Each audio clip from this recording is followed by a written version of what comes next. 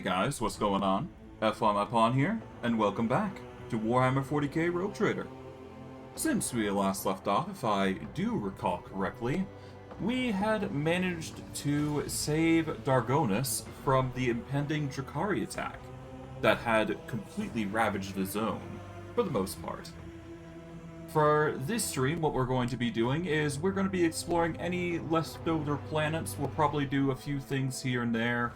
Nothing too crazy, but ultimately we're just leveling up our, areas and just making sure we're ready for whatever next comes our way. But I digress. Without further ado, let's get into things and see what happens.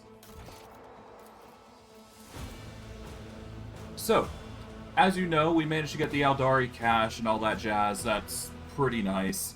But now we're getting into basically the near end of Chapter 3. So we're probably actually going to get into Chapter 4 really soon here, I must admit. So that's going to be interesting.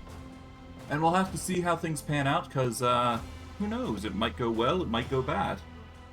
But it's going to be probably a very grim chapter, I must admit, but that's just a 40k universe in general. I'm not sure how YouTube is going to take it. I hope it's not going to break any guidelines, but it is there's pretty nasty topics, so I'm warning you ahead of time just for everybody's sake. Regardless, for our first objective, we are going to... I guess let's complete Blood and Nephilim here, because we don't need to do... We can do that. There we go. What else? We are going to save the Emperor and My Right for a little bit later, but we're going to first focus on the incident. We'll start by talking with Theodora to see what she has to say about Nomos, and what is to come for the future.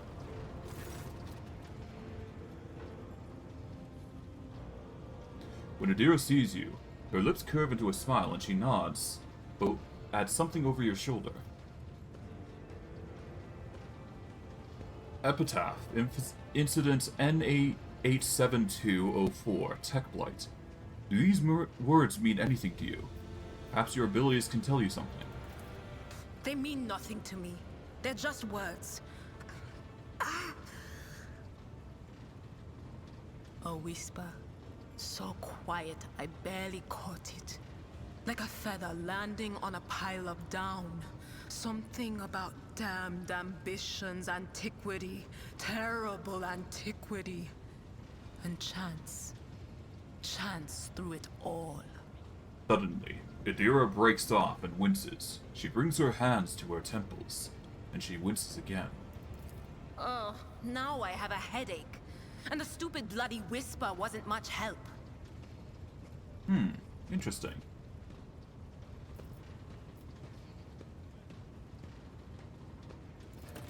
Of course. Always at your service. So there was something, just barely a whisper, apparently, so that's interesting.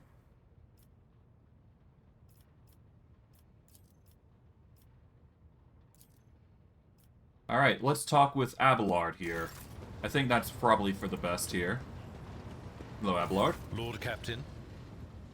Do the words Epitaph, Incident 87204, or Tech Blight mean anything to you? They're connected to Theodora somehow. No, definitely not. No, I don't recall anything like that.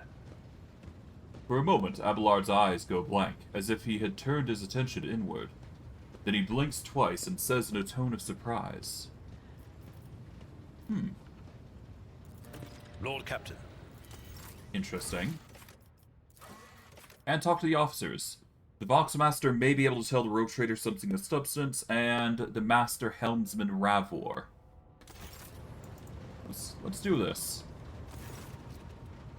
When you approach, Vigdis pulls away from fine-tuning another Vox and bows her head. Lord Captain, the ship informed me of our imminent meeting. Can you recall anything unusual about Theodora's travels? Do the words Epitaph, Incident 87204, or Tech Blight ring a bell? All of Lady Theodora's journeys could be considered unusual. Her odysseys were almost always audacious. As for the words you mentioned, None of them sounds familiar to me, as far as I can tell. Except maybe the incident. I recall coming across the word in transmission several times. I think it was repeated by the former Engiseer, the one who perished during Kunran Volkvir's uprising. He was describing it as the incident. Something quite remarkable. Apparently, at some point in the past, the entire ship was hit by a massive system failure. All systems stopped responding for 1/5 of a second. Most of the crew, including myself, as I was likely on board at the time, did not notice anything strange. But tech priests are sensitive to such things. That's all I can tell you, Lord Captain. I wish I could help you more. Alright. So we did manage to get something of interest, but we'll have to probably talk with the tech priest. The tall man before you appears to be woven from tendons and muscle. Blue veins snake... Yep. Lord Captain, Master Helmsman Ravor at your service. Do the words epitaph mean anything to you? Or perhaps incident N87204 or tech blight? It all has something to do with Theodora's travels. Rather extraordinary ones at that. Can't say that I do, Lord Captain. Doesn't ring any bells. And again, remembering all the places Lady Theodora went is... Epitaph incident. We've always had heaps of incidents happening on board, but... Through my implants, I feel at one with the ship. And I sense that, I don't know when it happened exactly, it started behaving differently. Became more responsive. Livelier. Yes, livelier is exactly the word. And when you said epitaph and incident, it just dawned on me. Pardon my bungled report, Lord Captain, but that's all I've got to say on the front. Alright.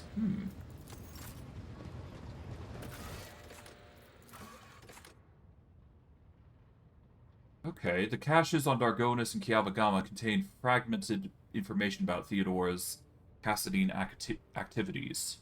Reminding Nomos about this data that once allowed its conscience to awaken may yield some results, yeah. Either that or a tech priest. One of the two is viable here. Hello. Nomos welcomes your visit.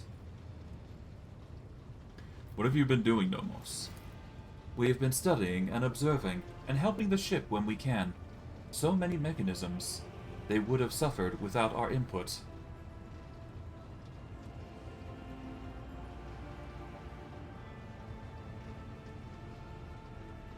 What about the research notes on the tech blight that we obtained from the cache on Kiyoagama?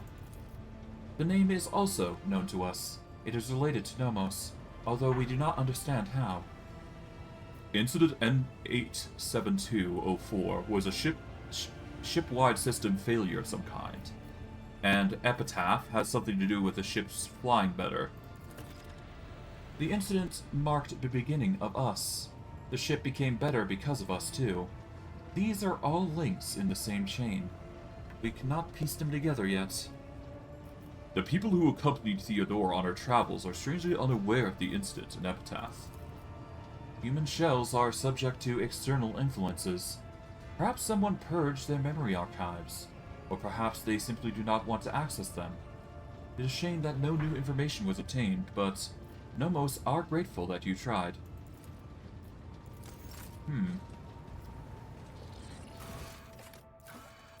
Wait and search.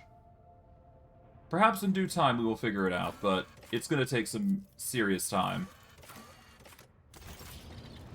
I'm actually going to quickly talk with Pascal to see if there is anything we can glean off him. You never know. The Messiah knows all, comprehends all. Nope. May your Okay, there's nothing for him, so I guess we just actually gotta wait. Regardless, let's see. Let's go to orders and shipping. I do believe we need to at least trade with this guy, so that is something that we'll have to do, but for now, we should be fine. We'll buy this, and the Drukkari Clave is going to be a nice little addition. Why not, right? We certainly need a better weapon now, so I might have to get into Drukkari proficiency at this point, just so I can equip this Drukkari Clave. Because having the Brutal Strike is actually going to be pretty nice. It doesn't actually add anything different, but it is a, unique weapon, so it might be handy. We'll have to see. Regardless, Rep with the Drussian is at max capacity currently, so that's going to be nice. Hopefully that helps us in the future, but for now, I think our next objective is to go to Jay Hidari's celebration, quote-unquote. Well, actually, no. Thanks to Dargonus and its completion, we should be good. We do need to do the Master of Ceremonies stuff, but we can wait on that, as far as I'm concerned. We did level up on our ship, though, so that's nice. Let's see. 20% chance its cooldown would be 1 round shorter. Okay. Flagship now collects 10% more scrap from destroyed ships. I mean, more scrap never hurt anybody. And let's see, we're going to go with Silent Running. Larger enemy vessels, frigates larger, are surprised and act later. Or I could just do Silent Running 1 and 2. That is an option available to us. And I think that's probably what we're going to go with instead of Take It All. And then we'll go from there. Because acting first is going to be our best friend, as is most initiative battles, really. Alright, we are going to go to the Coronis map. And there is places I do want to go, but first, I think I'm going to prioritize going to Lapis Mortis here. So we're going to warp here. The Lord Captain retreats to his study to reflect on recent events. His train of thought is interrupted by the muffled creak at the door and the sound of soft footsteps.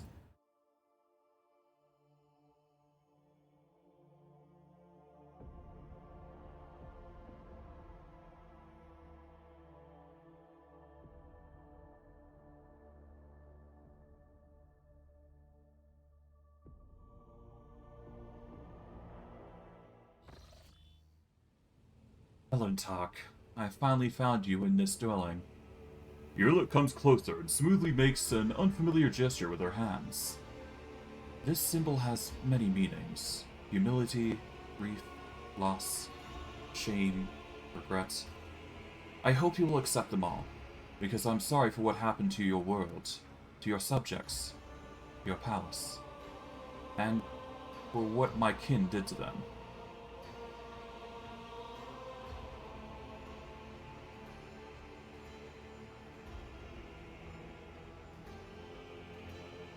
Why are you apologizing? It's not your fault.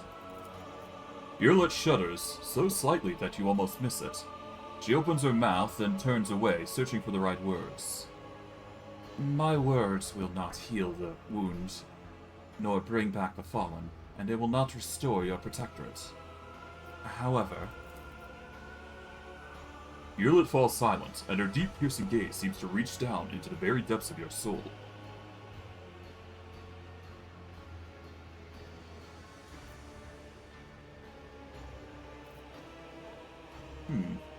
Let's patiently wait. Look, Elentak.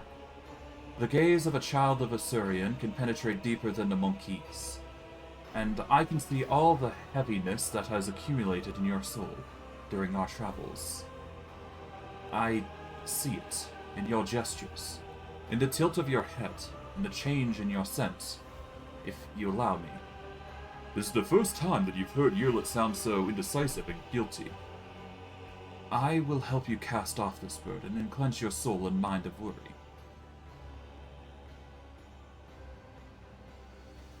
The burden of my responsibilities have indeed weighed heavily upon me as of late. I cannot deny that. Together, we can try to ease this burden. Alright, how exactly are you going to help me? It is difficult to describe, Elentak. But your soul shines bright and your mind is strong enough for you to be able to immerse yourself in your own mind and cleanse it of unnecessary cares. I'm still not sure that your species is capable of such a thing, but it is worth a try. If nothing comes out of it, then the only thing you will lose is a small fraction of your time. And I will be your guide on this journey. I will help you enter the meditative state, to get to know yourself. Of course, that is if you let me. Immersing yourself in the soul is a deeply intimate process, but you will not be able to do it without me. Yrelet thoughtfully brushes a strand of red hair away from her face. And I promise you, Elentar, that I will not judge you, your world, or anything that takes place inside of it. We will see only what you want to see. Embers of genuine curiosity glimmer in her emerald gaze. To know a human soul is a unique opportunity for an Aldari, and Yrelet's uncharacteristic caution and uncertainty imply that she is almost discomforted by her own keen interest.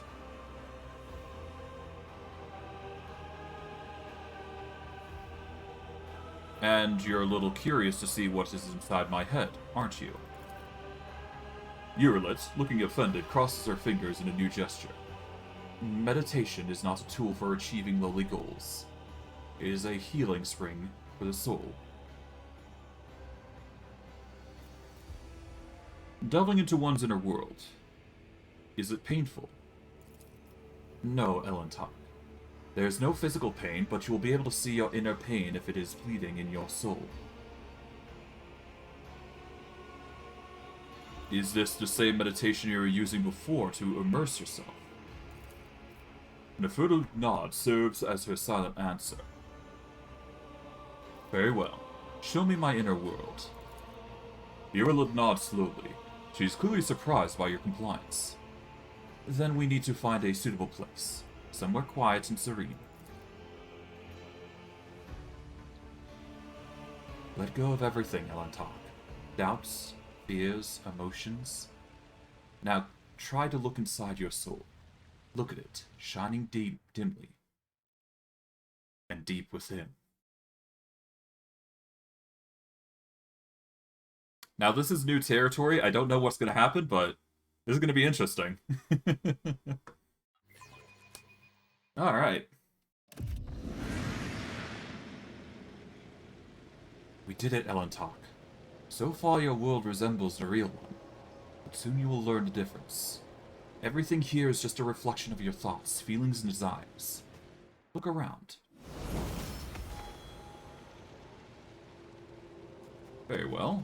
I always have a backup plan.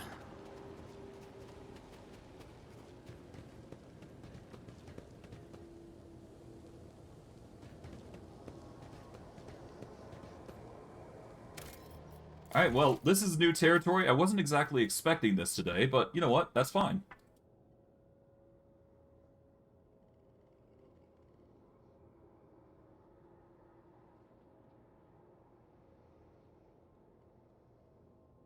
There we go.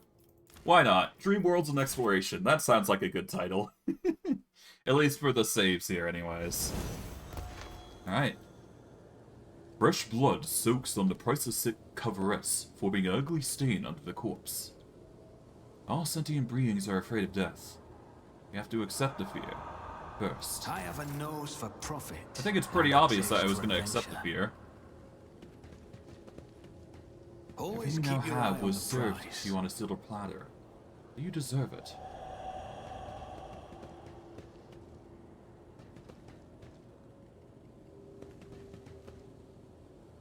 Am I here to kill you, betray you, to serve you? Am I a friend or foe? What do you think, Vorg?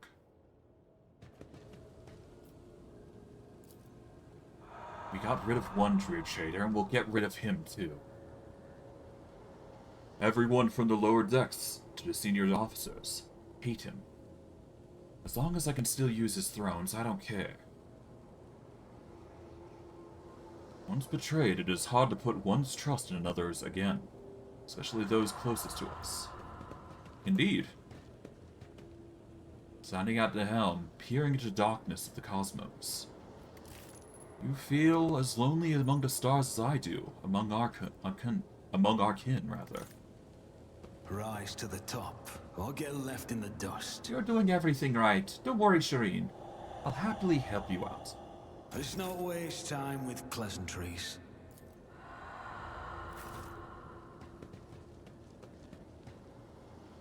Have Keep you already your forgotten wits how about people you. work? Oh, don't ever forget me. I do not know who this monkey is, but your memories of them are akin to slimy mud after the rain. Let's wash it away like spring water, shall we? The burden of responsibility lies on your shoulders, Elenton. Your soul grows dull from weariness. Break the chains of exhaustion. Is there money to be made?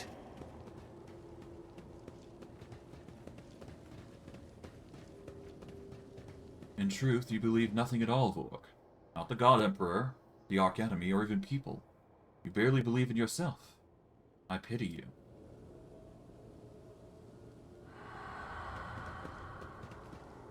Putting on airs, Lord Captain. You are as distant from the common folk as a rusty footfall is. You just got lucky, monkey. But luck is the only thing you have. You're weak. Only the mad and foolish never doubt their strength. The wise are full of doubts, but they never know how to let them go.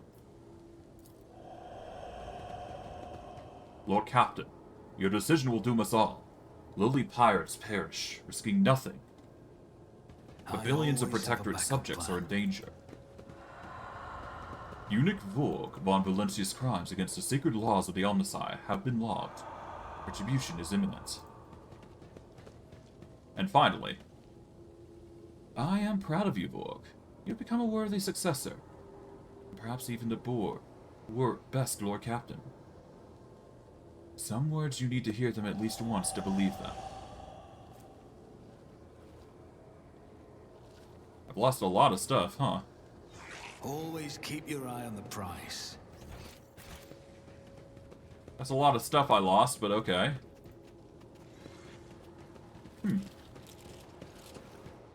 Wait, how did you do that? We'll save here.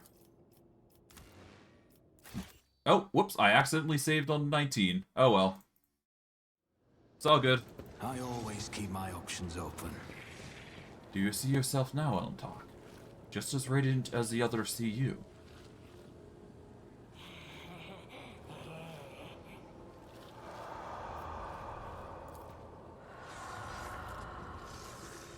Let us not dawdle. Yrelet's Echo. Let's save here. Apparently I didn't save 20. Okay, so...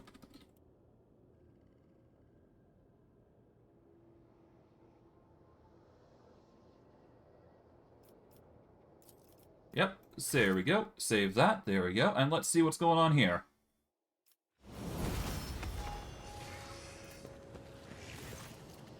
What is this, monkey? The voice of the incorporeal echo that has made your soul its home seems to sound only in your own head. Yrelet's face tenses in surprise. Her feature is becoming even sharper as she stares in confusion at the ghostly figures. She says nothing, stealing glances at you, then at the figures again, as if she's waiting for something.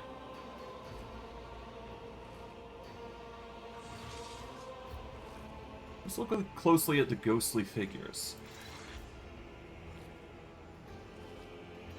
A strange feeling envelops your body. You feel yourself become lighter than air, and inside your mind your thoughts are racing at an incredible speed. You're not yet aware that you are looking through the eyes of your ghostly echo, and are observing from afar, all at the same time. The inner world changes under the force of your will.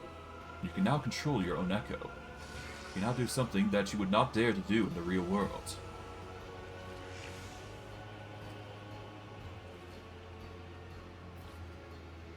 Let's make the echo touch Yrelet's hand.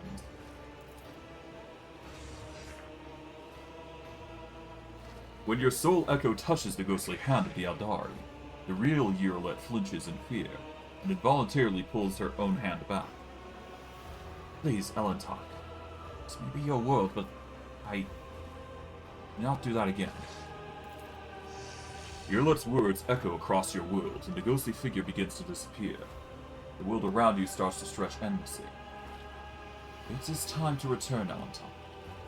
Your soul is not yet strong enough to endure the prolonged immersion. Take a deep breath and...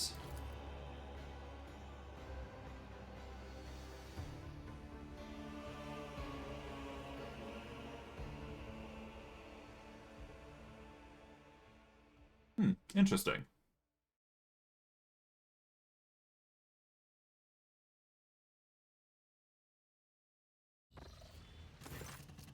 You awaken from your meditation with a sense of vigor and unusual calm, as if you've just taken a shower under a freezing waterfall, or delivered a speech in front of thousands of subjects, and your heart swells from the crowd's adulteration. Vorg, you are awake. Yrelet starts in her own words, realizing that it is the first time she's ever called you by that name. Your soul shines too radiantly for a human. Despite all the litter that has accumulated in your soul, you can get rid of the litter, but the light... Try to preserve it, Vorg. It draws the eye like bright stars in the night sky. Of course, your world is not as beautiful and serene as mine, but I was glad to see it.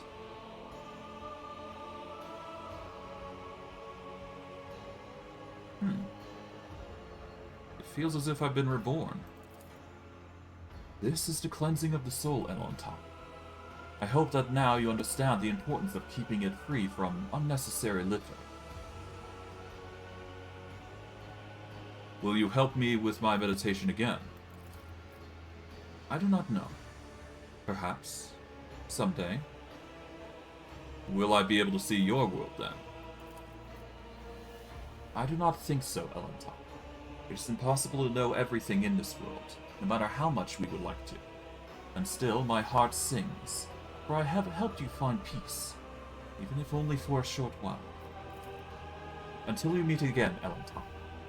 May the stars guide us along the safe roads. Oh. There she goes. Completely disappears.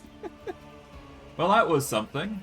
I'm not sure if that was a good or bad reaction, but I guess we'll see.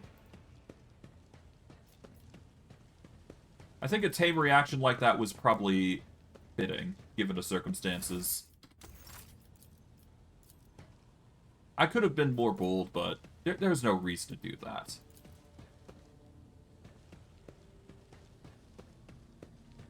That's just being a bit too crazy.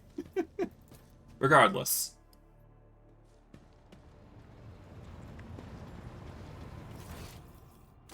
Alright, let's see. The incident, wait and search, yep. Complete that, yep. Alright. Let's go back to the Corona Expanse map and let's continue on our actual journey, which was the intent of our exploration in the first place. Alright, so the goal here is to go to the Lapidus Mortis. That is the last planet that we never got the chance to explore because of the whole charade at the last chance of Cyrene. And hopefully we'll be able to get there in a reasonable time. Here we go.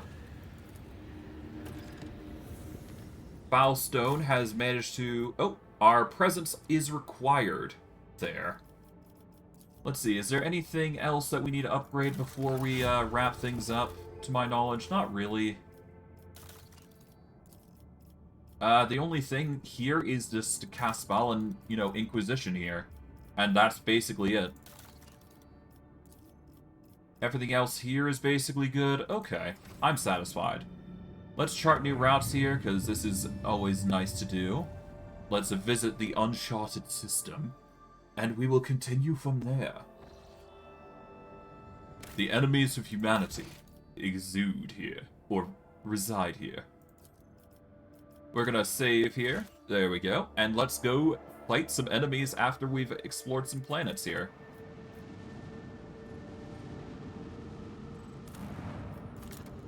Alright, first exploration here, nice. We got plasteel in bulk. I guess we'll set up and extract them here.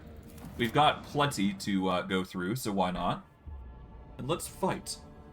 Why not? I'm confident in our capabilities of violence, so we should be able to do this with ease. Just a question of whether we can or not, huh? I stand ready to serve you and the Imperium, Lord Captain. Alright, we've got 5 ships ahead of us. There is 2 behind us, and there is 1 that is right there. Oh god.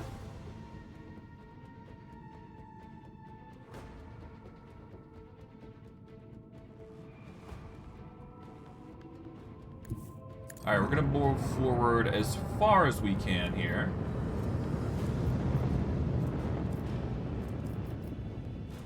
Let's warp forward. We're gonna focus on this one here.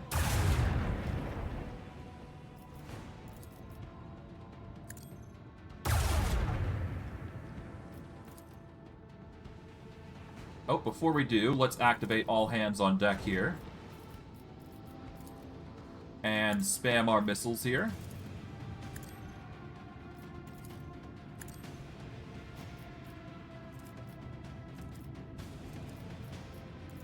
And we're going to put a shield on front here. There we go. Because we're obviously engaging the Shadow Hunters in full force here by doing this.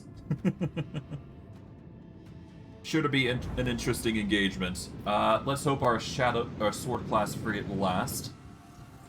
I do believe it will manage, so it's not a big deal, but yeah, this is gonna get interesting. Sword class frigates are gonna start marching forward, probably trying to get the Shadow Hunter here. And then of course we got the Arcanites, or Aconites rather. We broke their shield. Oof. Now break their spirit. Sword class frigate is suffering some damage. It could be worse. We're gonna have these melted torpedoes target this guy. Boom. This one's gonna target this guy here. And this one is gonna move... I can either destroy the neuron torpedoes or... No, I'm gonna go turn the melted torpedoes around. There we go.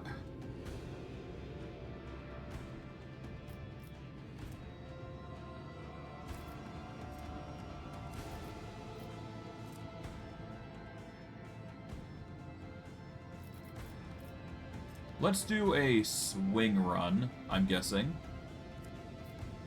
Or better yet, let's do a shift here.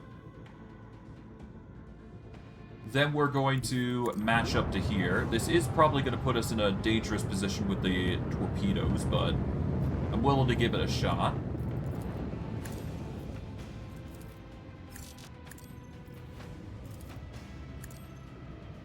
There we go. We can target this guy.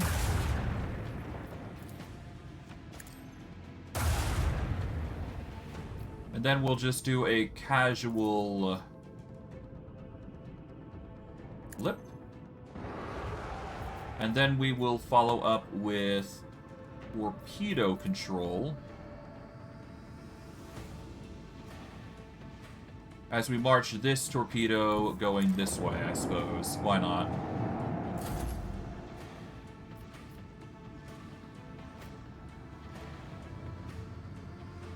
.95s across the board. Let's do a... Yeah, we need a shield on the starboard side, just to be safe. I'll restore my shields here. Just in case. You never know.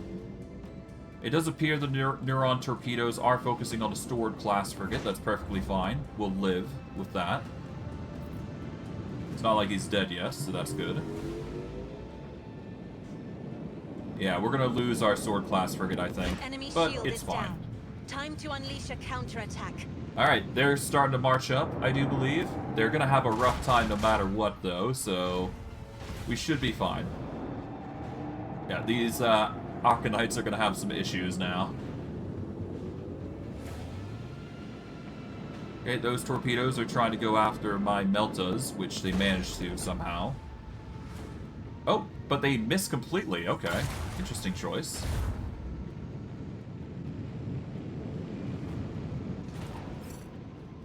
Okay, we're gonna have these missiles start marching forward.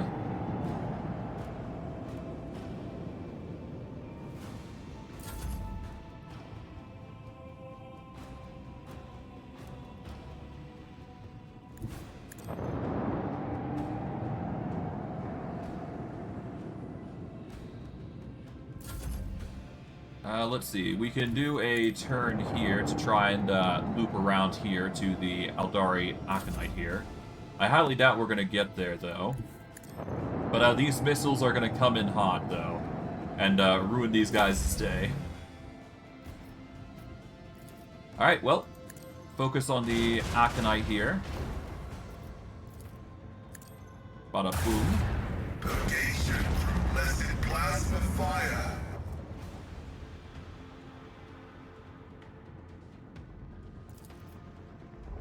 Alright, let's warp forward.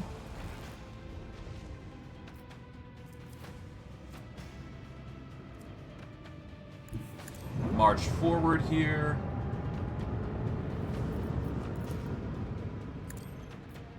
Set up the missiles accordingly.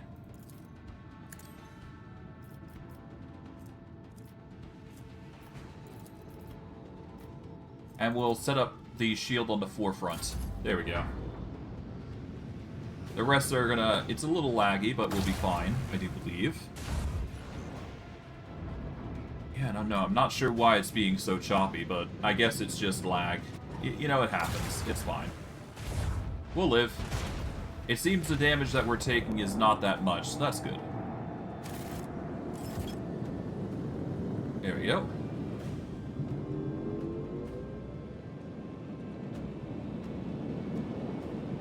Alright. Well, we're gonna move over to here. And given the circumstances... There they go.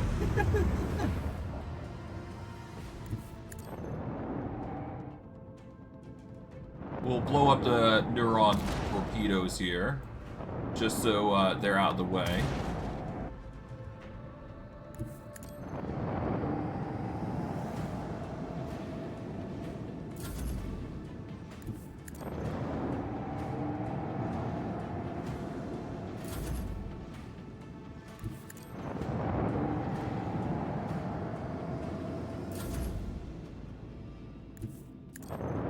Man, that's a lot of torpedoes, I must admit, but that's fine.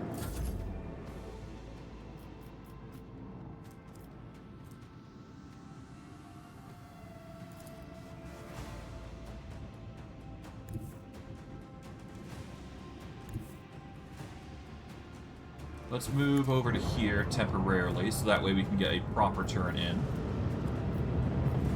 Let's just unload on this torpedo. There's no reason to not, right?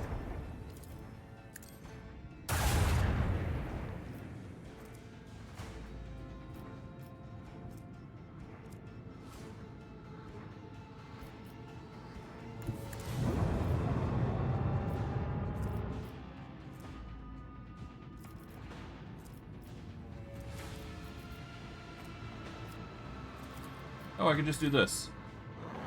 Boom.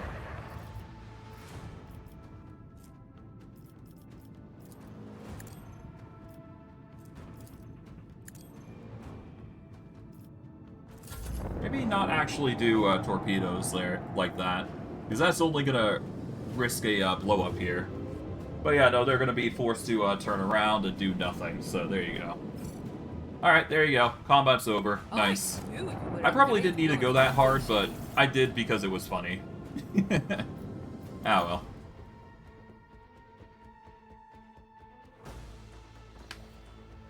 Torpedo compass. Alright, we're gonna go over to here. We'll scan. See what we find. We find adamantine. That's always a nice resource. We'll grab that. We do need xenotech and florgite, or whatever it's called. We don't need that plasteel. Got another Hulk here, apparently. Begin our scan. Here we go, xenotech. We'll save here before we go any further.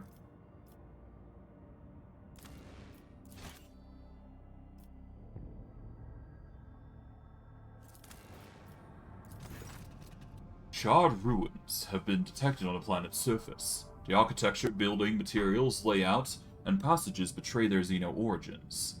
There are currently no signs of Xeno activity on the planet, and the ruins seem abandoned. Let's run a detailed scan.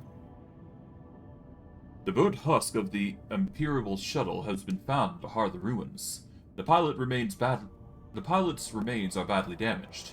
We seen the shuttle smash into the building at full speed, causing the fire that destroyed it.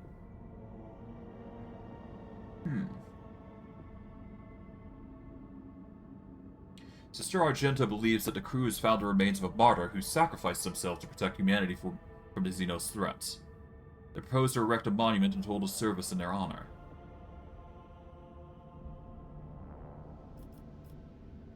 Let's go with Sister Argenta's option. Hundreds of crew members disembarked to honor the nameless hero, while many more remain on board to listen to the Vox cast of a liturgy of somber gloom in the decks. Even though the pilot's name is unknown, their sacrifice will be remembered in the hearts of the Imperium's true children. As it should be. And then we got another Hulk here, apparently, so that's another thing. That's fun. Finding a lot of planets, though. There is a few more planets left that we can explore. A vigilant member of the Augur crew has detected small Xenos vessels drifting through the void. The ship is unpowered and shows no sign of being crewed. Send out boarding shuttle.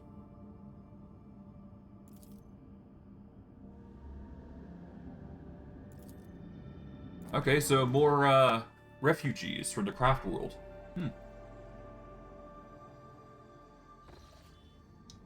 Nothing really worth noting, though, unfortunately, but that's fine.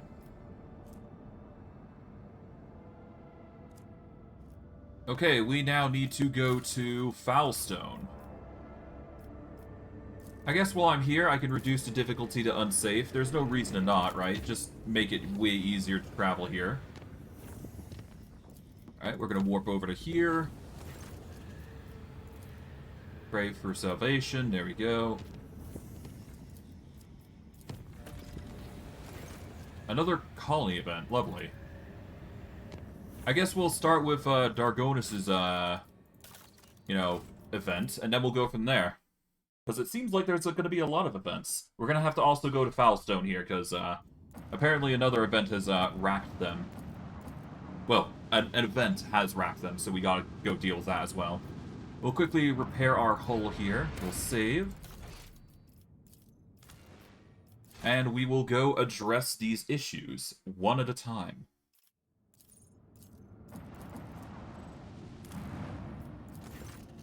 An unknown hallucination has taken hold of the people. Crazed serfs are smashing sacred machines all over the world.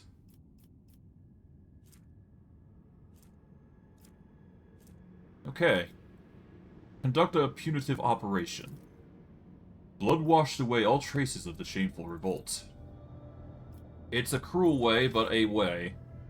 At least that way we don't actually suffer any losses, which... kind of grim, but, you know... eh.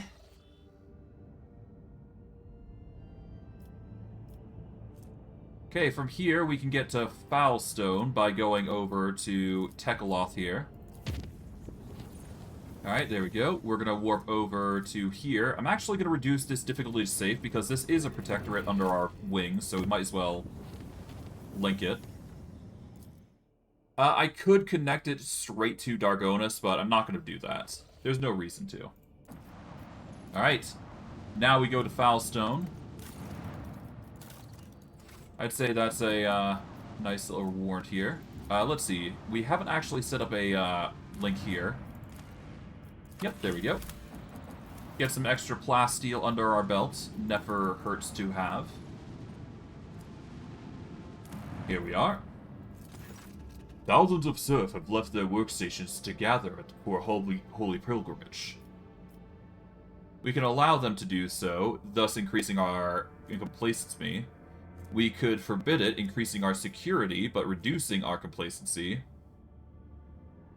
Or we could send personal representatives with the pilgrims. I'm fine for it. Let them have their opinions. Manufactorums ground to a halt after thousands of workers left their posts. But the complacency is boosted ever so higher, so that's nice. A small price to pay for something that is going to help us in the long term. To that end, actually, before I go any further, we do not have enough. We need more scrap if we want to level this ship up even further with HP, but I digress.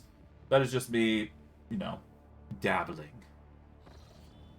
But I do believe that is everything that we need to worry about. We will warp travel back to Tekalos. We will shoot back to Mundus Valentius here. And there's really only one planet that we have yet to explore, and that is Porta Septimum. And of course we've got these two planets, which require a very... Yeah, that's going to require a line we don't have currently, so...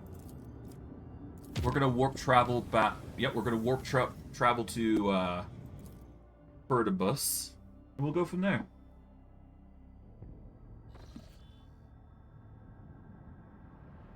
Alright, to Footfall we go.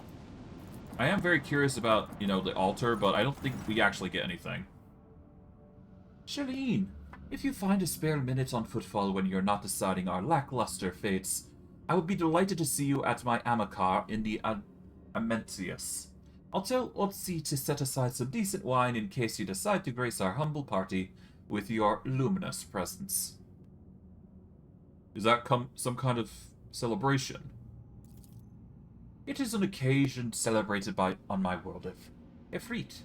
It is the day when a person shows, by their actions, that they have reached maturity, that their spirit is ennobled among the Ifriti nobility. This day is considered more important than other symbolic events, such as the first cry of the Day of Response, and a wonderful coincidence. My Amokar happened to fall on the day when I also wished to celebrate my acquisition of a Maractum Tabula Officiale. It would be my pleasure to attend your party. The lowly regulars of the Amensis will be telling their great-grandchildren about the time they had the honor of witnessing your dazzling visit to that unworthy dive, Shireen. That is, of course, if they live long enough to see their great-great-grandchildren. Very well. We'll cut everybody out here. We are going to go in, but there is more that we want to do on the station, so we'll have to do that in a bit. But for now, let us go see Jehidari and what she has to say. I'm mainly doing this because there is some experience that you can get, but there is going to be a limit on what I'm going to impose, because it does matter. And if you go too hard, it's actually a really bad thing. You really don't want to go too hard on this. No wits about you.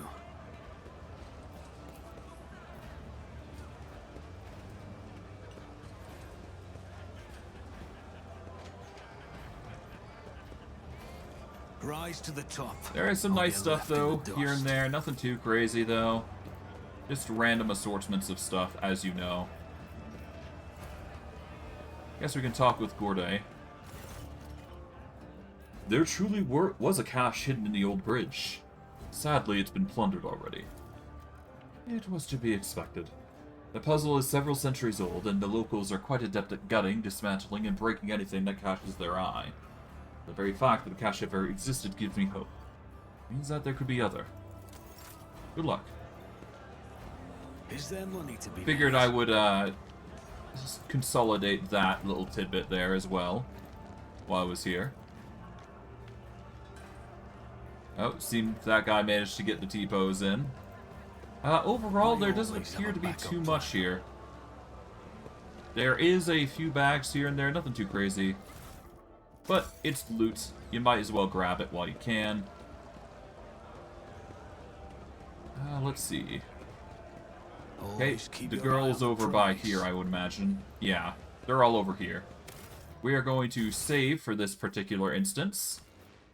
And I know there is going to be a limit. If you're trying to go the romance route on Jehidari, this is probably going to be your magnum opus, though. You easily spot Jay in the group crowded around the table. The extravagant luxury of her attire and her gleaming augments set her apart from the rest. Seeing you, she exclaims, "May the gravitational wells on your world never lack for grip, just as my heart never lacks for the joy of the sight of the rogue trader von Valencius."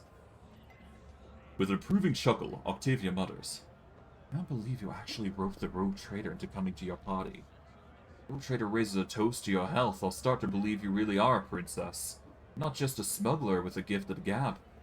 Please take a seat, your lordship."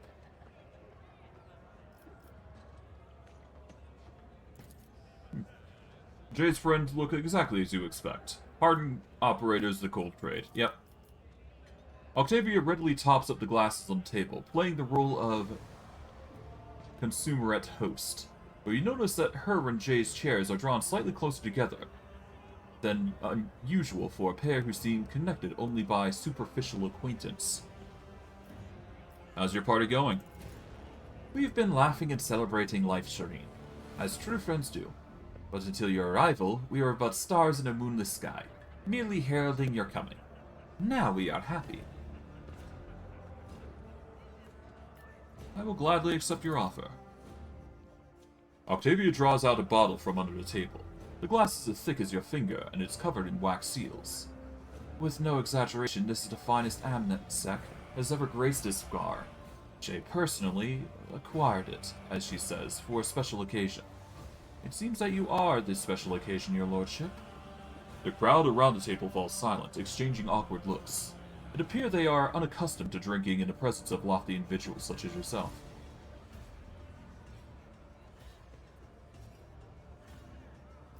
"Let us drink to the Lady of Honor, Jay Hidari."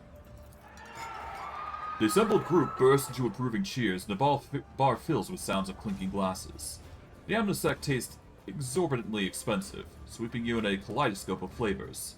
Tart floral bitterness, honeyed sweets, and then another, far more refined sensations that are nameless, owing to the small number who can afford to experience them.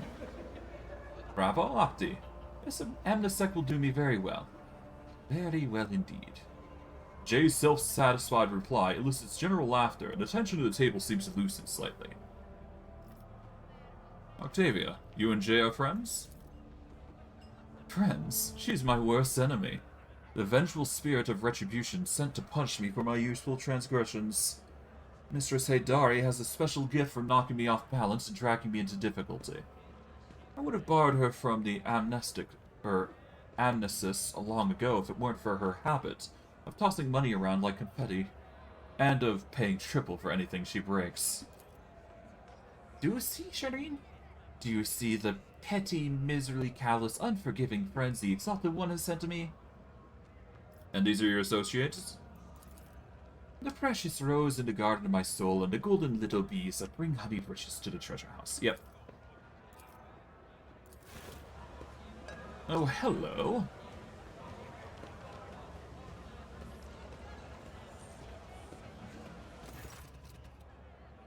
The man who had just approached the table is hideous by anyone's standards. A repulsive face, greasy hair, and bulging veins at his temples. His attempt at your amicable smile is so transparently false and off-putting that your fingers itch to reach for your weapon. The surprised look, askance at you, he says, "Mistress Hidari, allow me to wish you a happy Amokar. Master Mercy could not let such an occasion go unmarked. He sends his warm wishes and a gift." While in combat, the wearer of this cloak gains 15 bonus to fellowship whenever there are no enemies in a 4-cell radius. "Oh, Falco, I am much obliged. I'm touched by your presence. May the fire in your hearth burn forever bright, and hot like the stars of the Grimoire system. Tell Mercy that this show of his precious attention towards my humble self brought dew to my eyes and a song to my heart." Isn't Falco the one who stole Jay's cargo? The very same. The greasy piece of grox. Octavia says this, wearing the sweetest, most amicable smile one could imagine. But the stars of the Grimoire system have all died around 100,000 years ago, and the systems around them are true breeding grounds of death.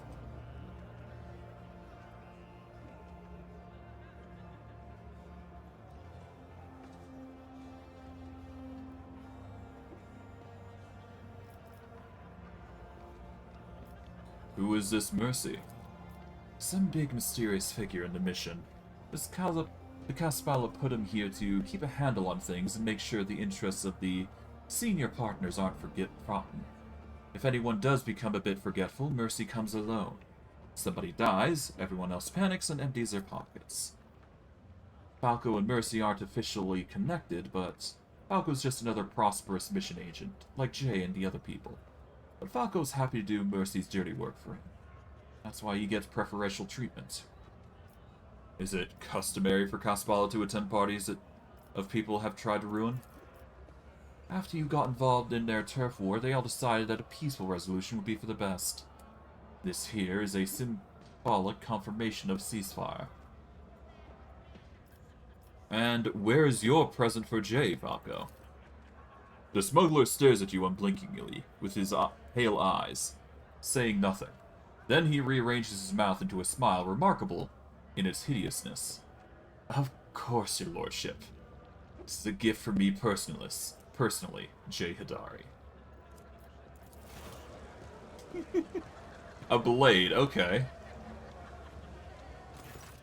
As Falco turns away from the table, you see a snarl of feral hatred twist as his already repulsive features. Alright, what were you talking about before I arrived? Business, my dear Tora, whose mind never strays from the chilly peaks of the mountains and money she's made, was telling me the latest cold trade news. Alright, basically a bunch of stuff. Even foes are bowing down before Jay Hidari. That's something worth celebrating.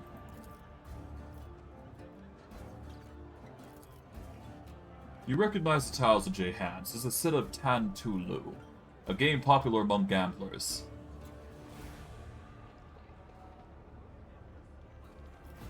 I should take my leave. How fleeting our moments are of happiness, Shireen. Go, but know that you're always welcome at Jay Hidari's table. That's the point I'm gonna cut it, because I don't want to get dangerously close to the outcome that does come with that gambling sim. So, for those of you who are not aware, if you go through all the effort of helping Jay Hidari and all that shenanigans, you get to this point, where you can get to a gambling game with her. If you do keep going too far, you are going to essentially get into the romance, or you're going to be more so forced into the romance, I should say. I personally don't want to get into that. I'm aiming for something specific with, you know, somebody else, so that's my choice more than anything. I'm not going to the Jay Hidari route for this run, probably. Maybe I'll do it, maybe I won't. I haven't decided yet. I must admit, I don't like Jay Hidari. As much as, you know, I am fine with keeping her around, the only reason I keep her around is because of the experience, which is kind of cruel to say, but it kind of fits the character that I'm playing right now. But, yeah, by doing this, you basically complete Jay's quest line here, and you're basically good. Now, before I do go, I want to talk with Opticon22, because I'm going to show him some data slates to get a bunch of profit factor.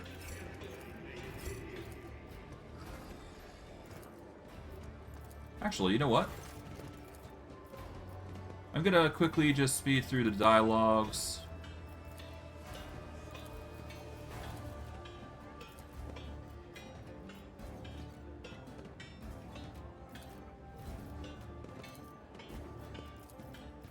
Alright. Is there money to be made? Let's go off to the void ship here.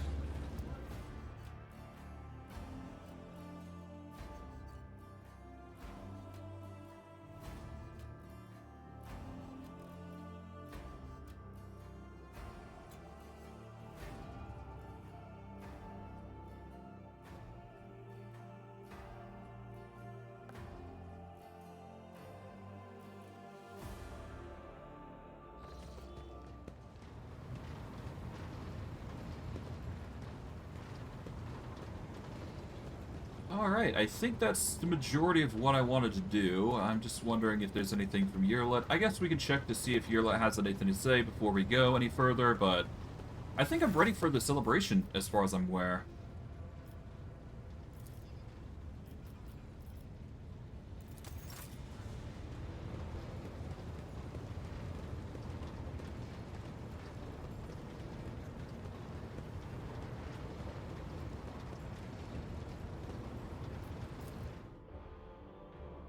I guess we will see how things pan out, but yeah, no, there's nothing Yrelet wants to say, so I'm not even going to bother poking the Hornet's Nest. Let's go. To the world map.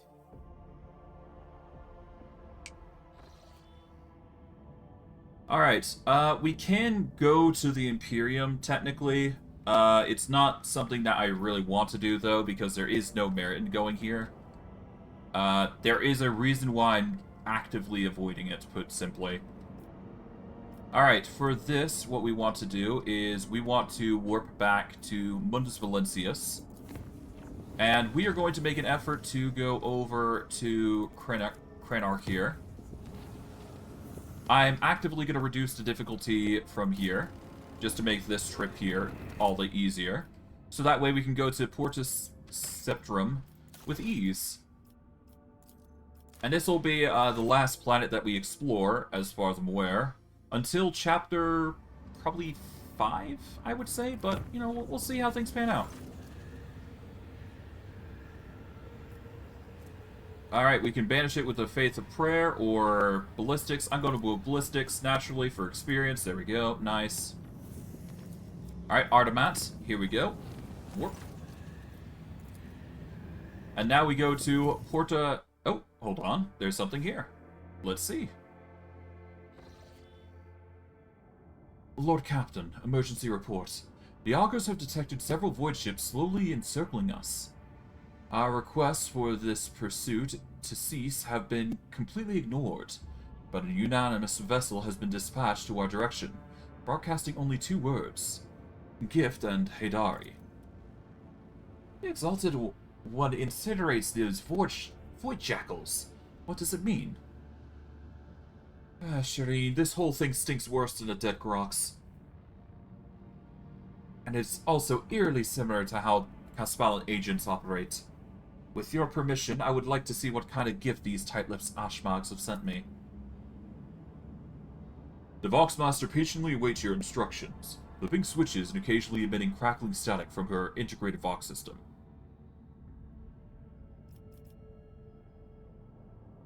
What ships are they? A frigate and 4 raiders, Lord Captain. No identifying marks, so they're probably pirates. Although the Augur Masters report that they are well coordinated. More so than your typical void rabble.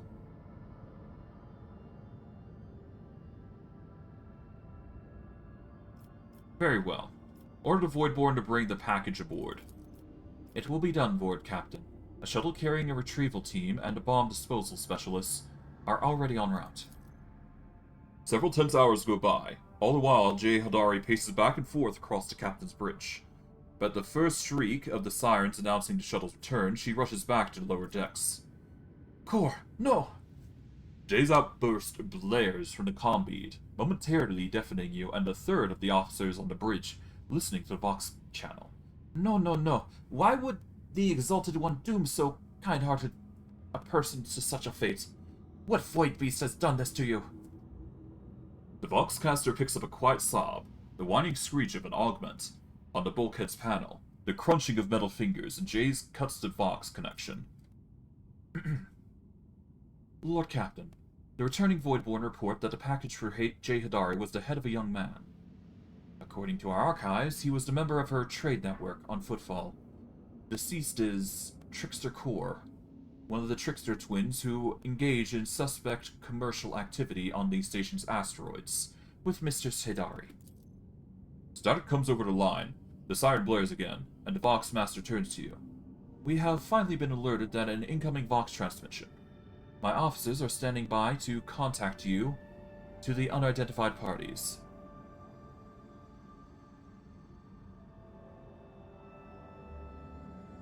Void dog snapping at the rogue trader. Accept the Vox transmission, this should be interesting. It will be done, Lord Captain. A minute later, the Vox line crackles with static, followed by a rough, drunken voice. Well, I'll be. As his lordliness Lord Traitor von Thrum be damned Valencius. I humbly tug my fork in your blood. We mean no offense. A convoy is but a mark of respect for your holy self. You wouldn't have stopped to talk to us, would you, if we hadn't given your officers a good scare, huh? Oh, where are my manners? I forgot to introduce myself. Toto the Vulture, at your most noble service.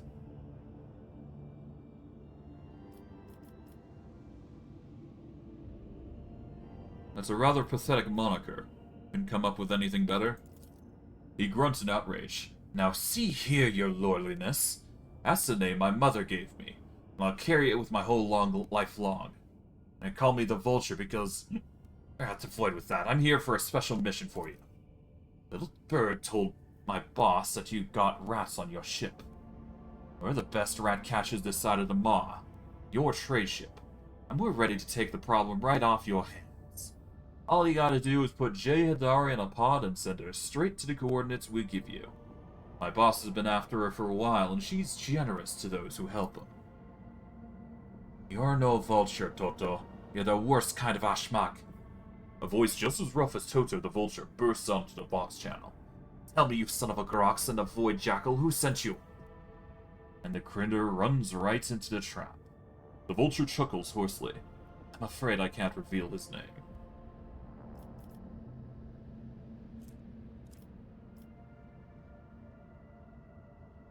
Alright, what can your boss offer me? Shireen, are you serious? The best weapons, supplies of a rare artifact, trading sites across the expanse, gratitude. Take your pick. That's it. How terribly dull. Tollerman, alert all stations. Prepare to engage. So the answer's no then. That's probably for the best, your lordliness. I make a bad negotiator, but a damn fine pirate. Before the box transmission cuts out, you hear a rasping shout. Balco says hello, Jayadari, and screw you.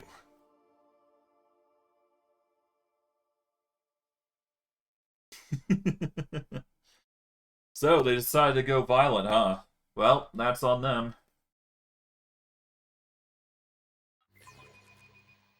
The skeins of fate can lead us to victory. Alright, so we got a Viper, 2 Vipers, and a Falchion. Honestly, probably the easiest foes that we've fought so far. We're gonna move here. See, we need to move a bit further, so we're gonna move here. Alright, let's lay into the side here. Fate awaits them.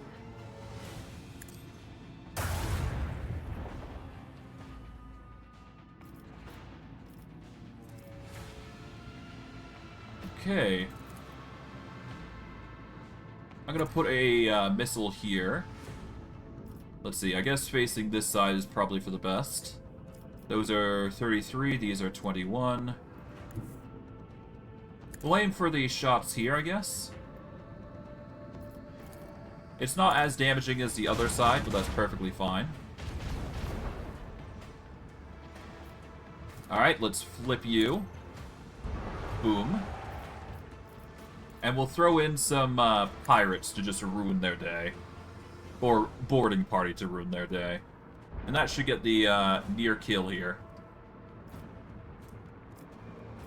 Alright, on our port, we're going to put shield, just to be safe. And these Vipers are going to start charging forward. And they're going to have a rough time no matter what we do, so... yeah, they're not going to have fun, to say the least. Alright, Sword Frigate, you know what to do. Fade into nothing. Yep, they die. We are gonna charge our melter torpedoes into these guys and blow them up.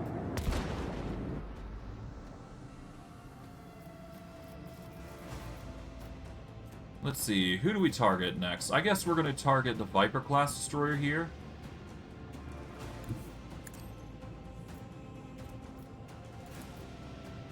Alright, we're gonna go ham on the full shots here.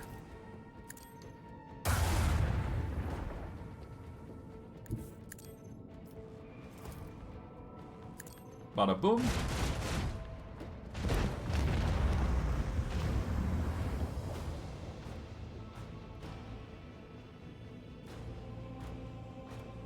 Alright, we're going to move all the way over to here. Set up a boarding party on this Viper class.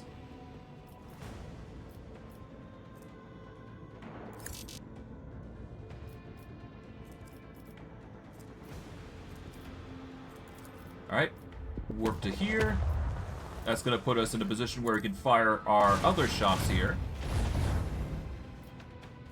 And then we're just going to warp to the side here. Make it really hard for them to actually target us. Plasma torpedoes are going to try and rush against us, but to no avail. This Viper-class destroyer is going to try and get at us, but thankfully we got our barrier in our side, so that's good. Took a little bit damage, but it's nothing too crazy. Besides, the sword-class frigate is going to carry us a little bit here.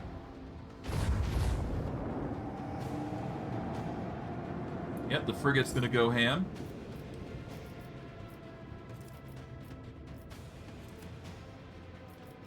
Alright, we're going to do a new heading here, just to turn as hard as we can.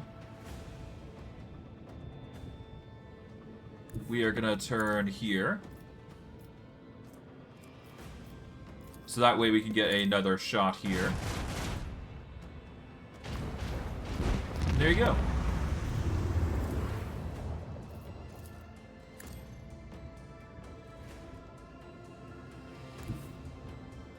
We'll move here.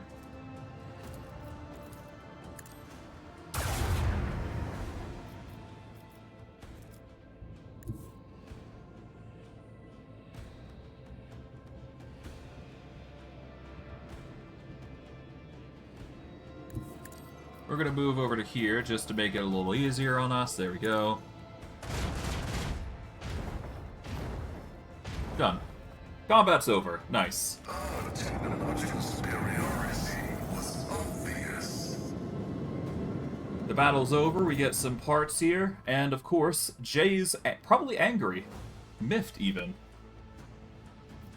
We'll repair our ship here. Let's go to the world map. We will have to deal with, we'll have to deal with the party quest there, but other than that, we just need to go to Porta Septimus. Or Septimum.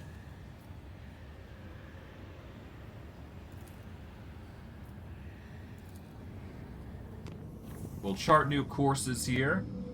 And this is the last place that we wanted to visit, or I wanted to visit anyways. We're going to save here. And now we just need to go do Jay Hidari's quest here, and then we're basically golden.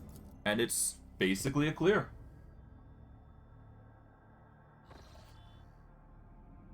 And we're met with enemies of humanity, a warp gate, and certainly more stuff, to say the least. Get a scan here. Engage the enemies of humanity, because that's what we do. We'll go from there.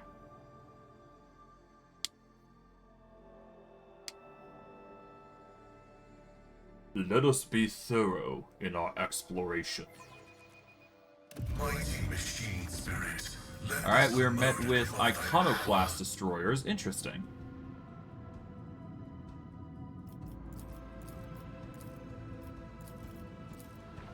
Alright, the Hellbringer is a concern, but nothing too crazy, I would imagine.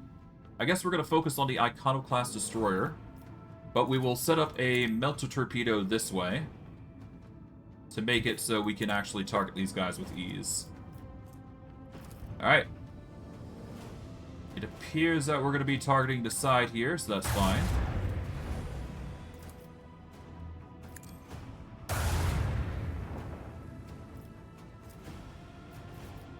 Let's warp wave here with you. Let's see, this is 21, this is 33.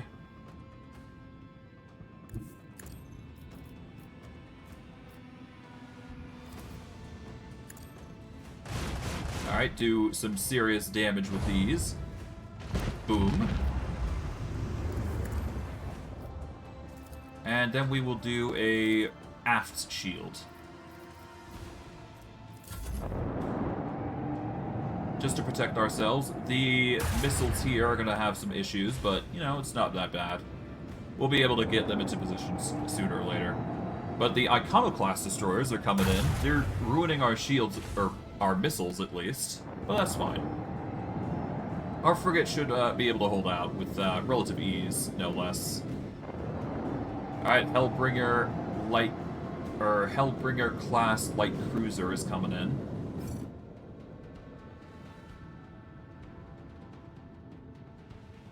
I'm gonna have these missiles turn in to focus on the Iconoclast destroyers here.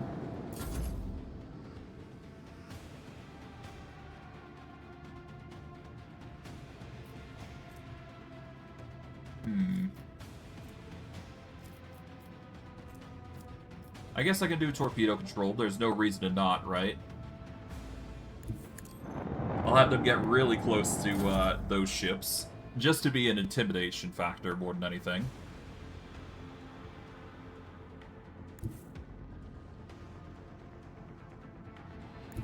Okay, we can't really do anything beyond just setting ourselves up here.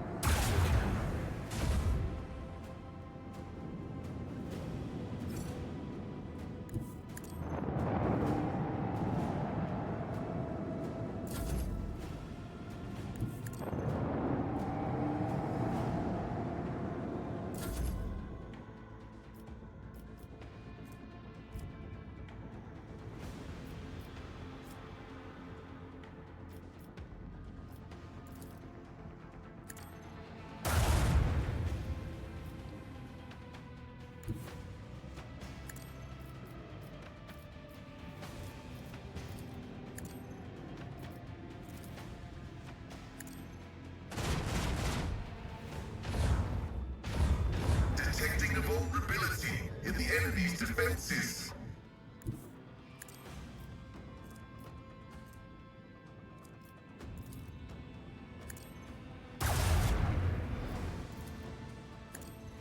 Proceed accordingly.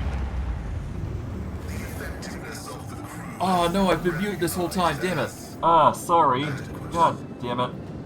And here's me thinking I've been, you know, openly talking. Damn. Hopefully I wasn't muted for a long time, but, Damn it.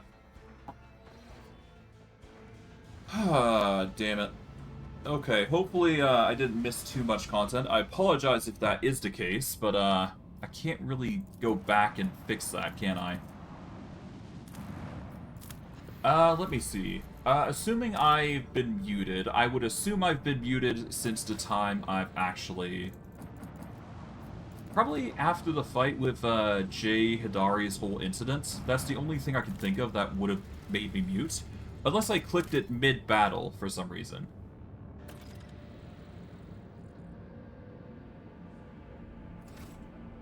A mining world? It looks to me like a filthy, inhospitable hole where loyal subjects freely toil the unfathomless mine shafts century after century. Yeah, that's not really a mining world. I digress. But yeah, no, I guess you just missed out on Jay Hidari's whole shenanigans.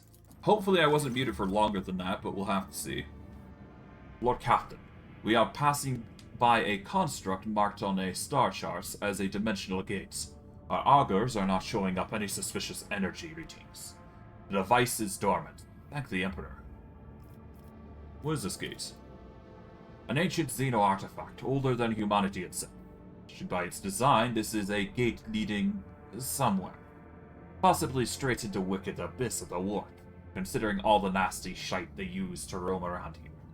Many captains, her ladyship Theodora included, have tried to reveal its secrets, but it seems that no one could figure out how it works. Good for them, if you ask me. What was Theodora interested in? Her ladyship didn't exactly share her plans with us. Always kept them close to her chest. But I'll go out on a limb and say she was searching for a way to open the gate and see what was on the other side. The Cognizant Fleet conducted its own analysis of the Xeno artifact. All records of the expedition to the site were added to the exploration catalog. Nasty in what way, exactly? I don't want to repeat the rumors, I don't know the truth, but it was bad. There was word of ships and even whole trade convoys disappearing. Captains started avoiding the system until eventually the Lord Inquisitor came here and made short work of it. And been much in the way of rumors ever since, actually. The Inquisition made sure the voidsmen kept their mouths shut. Whatever the gates used to spew out, it must have been profane and a danger to humanity. I wish to study it.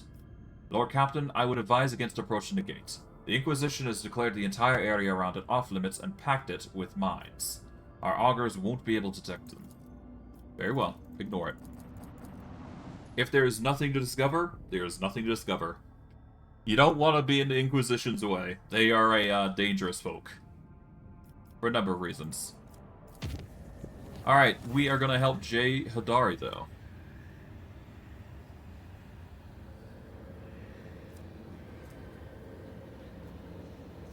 Let's dispose of the newly emergent prophet and bandicoot.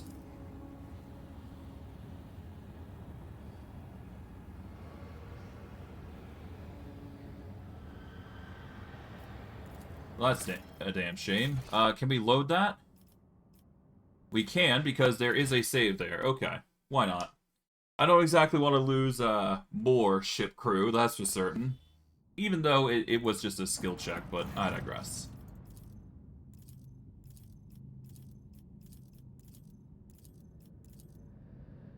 Alright, we're gonna save here, then we'll warp again, and go from there.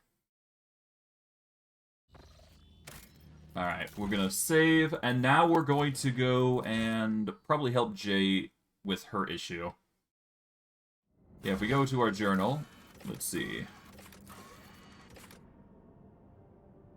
Master of Ceremonies. And a new ruler. Before we go anywhere, I'm actually gonna go to the bridge here.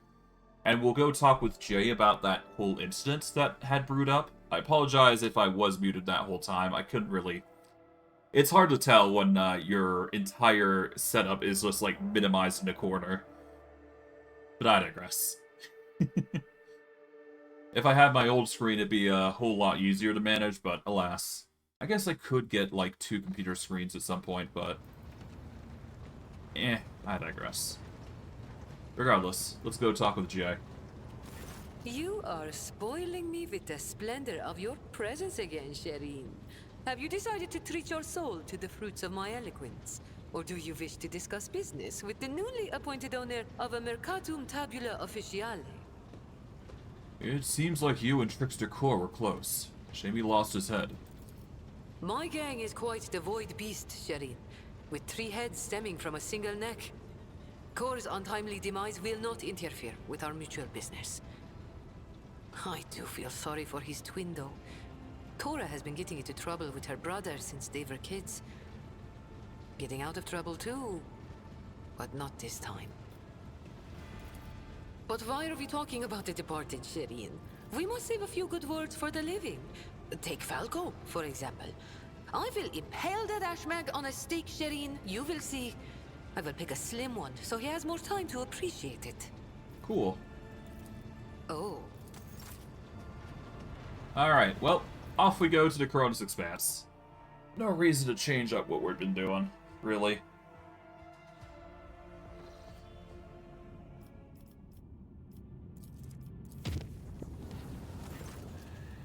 And, yep. The mysterious disappearance of the Prophet and more frequent inspections of decks and living quarters quickly put an end to the growing popularity of the sect. After a few days, the people who visited the gatherings preferred to simply put the episode behind them. Exactly. We don't need cults springing up in our, home. That is not cool.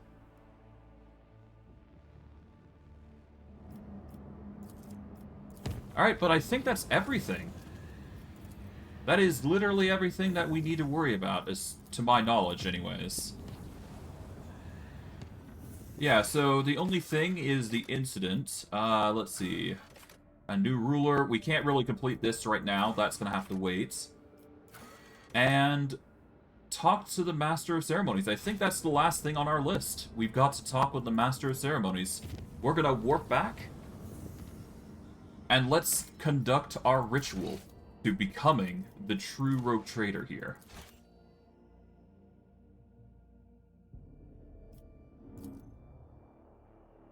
Of course, we're going to have a bit of issues here and there, but, we'll manage. We'll manage.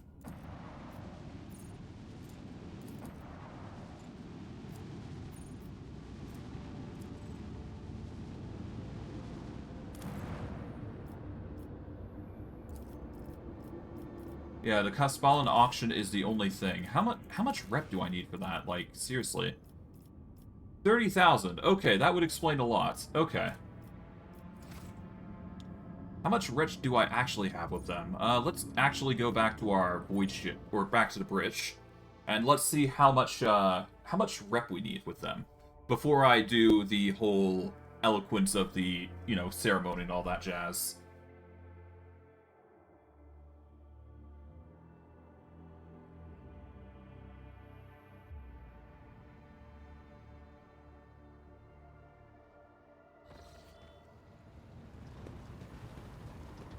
Alright, Janus. Let's go talk... Okay, so we need, like, 10,000 more before we can, say we're ready with Kaspala mission. We ain't got much to trade with them, unfortunately, so that is gonna have to wait. We will definitely trade with the Explorators, though. We managed to get ourselves a force field emitter.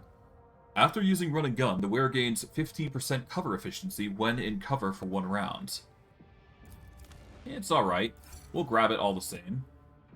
Focus Meltagun is pretty interesting, and then of course we got the Fortress World Origin Carapace, which we cannot use.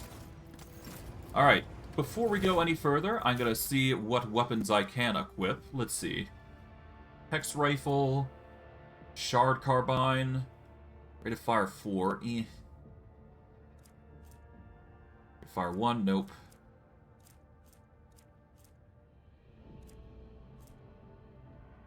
Protector of Faith.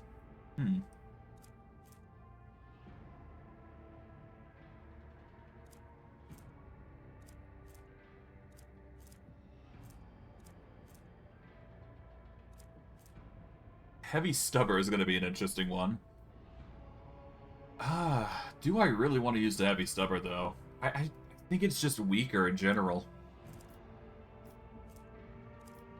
I don't know. We're definitely gonna have to get a better weapon, though, I feel. Like, the Heavy Bolter, I love it to bits, but we need more fire. We need stronger damage. The fire rate's amazingly fun, but we need damage to compensate with that, so... Regardless, we're done. Let's actually get ourselves to being a official rogue trader. We've proven our worth, we've proven our grains with significant, you know, pride. Let's do it. Okay.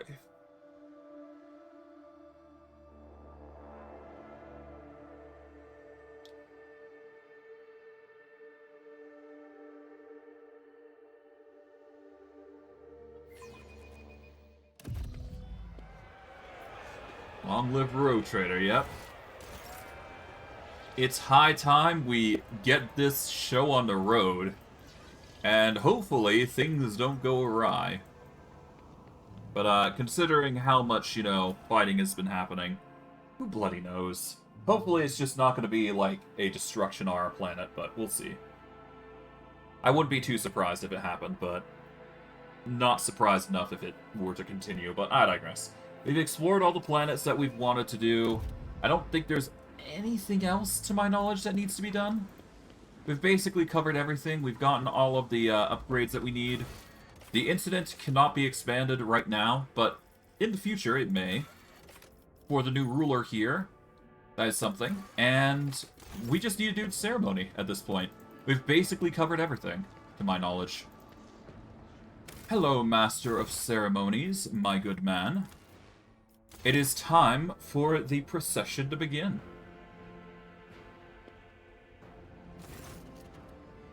The servant in fine clothes offers you a deep bow.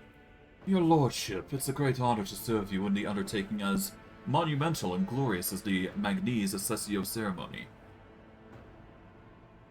You have been entrusted with arranging the festivities? I have indeed, your lordship. I've been given the high honor of being steward of this eminent palace, and on the occasion of your lordship's ascension, I'll be overseeing the preparations for the ceremony. House Werson, to whom you entrusted the arrangements for the festivities, is overjoyed at having received the honor of introducing you to your subjects and humbly thank you. Is everything ready? The palace decorations are prepared and we are ready to begin at your command. The festive activities in the capital have likewise been arranged, and the guests of honor either have arrived on the planet or are awaiting invitation in near orbit. The servants are already in your chambers to see to it that you are impeccably garbed for the occasion. Then let us begin. May the Emperor be with us this day.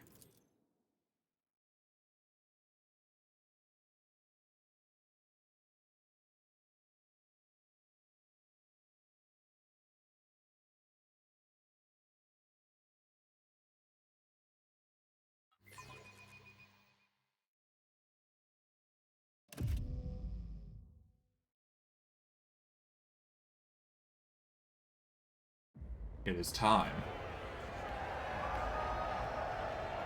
Rejoice, Von Valencia subjects. In honor of his ascension, the new rogue trader generously shows you his favor. In his unfathomable benevolence, the rogue trader has decreed that every soul to be given a day's ration and a personal fuel cell so that all may be fed and warm on this day. Praise the rogue traders magnanimously.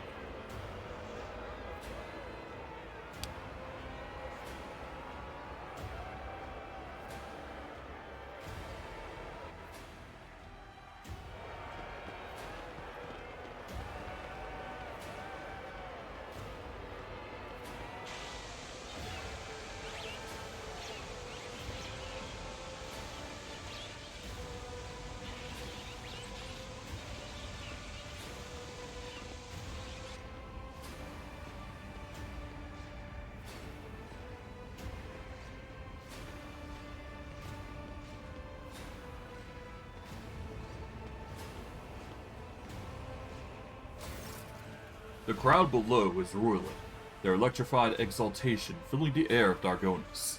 Thousands of throats chant your name. You are at the apex of this world, and all others. Amplified by 100 voxes, your voice of the Master of Ceremony booms. Rejoice, subjects of Dargonus. You have been granted the felicity of witnessing your master, a great honor bestowed upon us by the rogue trader Vorg von Valentius. Gracious savior of Dargonus, and vanquisher of blaspheming inhumans, may their unholy kind perish in the flames of righteousness. Yep, we made it to Dargonus before it could be, devastated by the Drukkari. Excruciator of heretics, who eradicated the corruption of the arch-enemy worshippers and cleansed Janus. Yep. Vistenza Viat was killed during the events of Janus, sadly. Gracious protector of Footfall, patron of trade. We saved Footfall from starvation.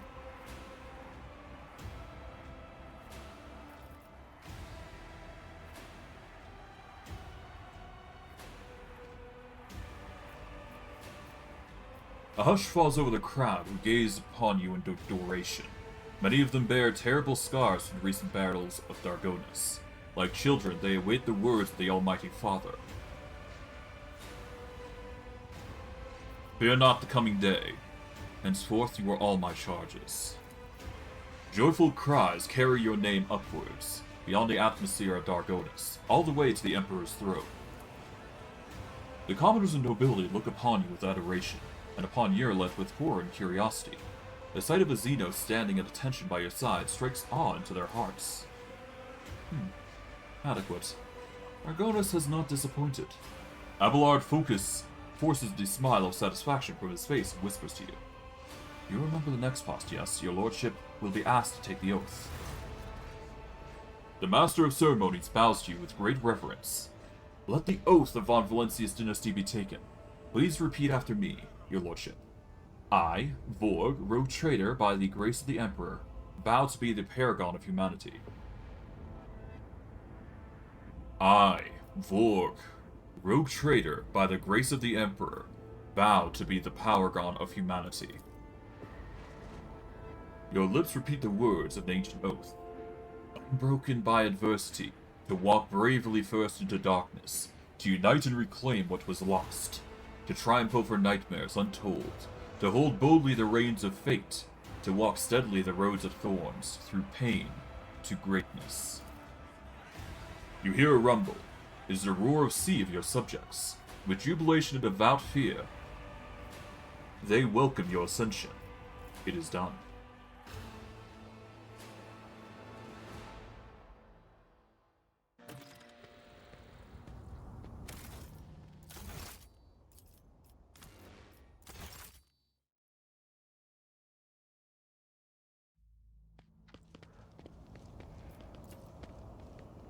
Noble feature of the Guardian of Humanity, burn with righteous fury and stern resolve.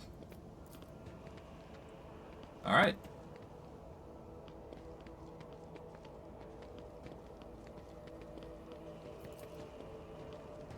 There's a lot of things to do around here. Mostly just mundane things here and there, nothing too crazy.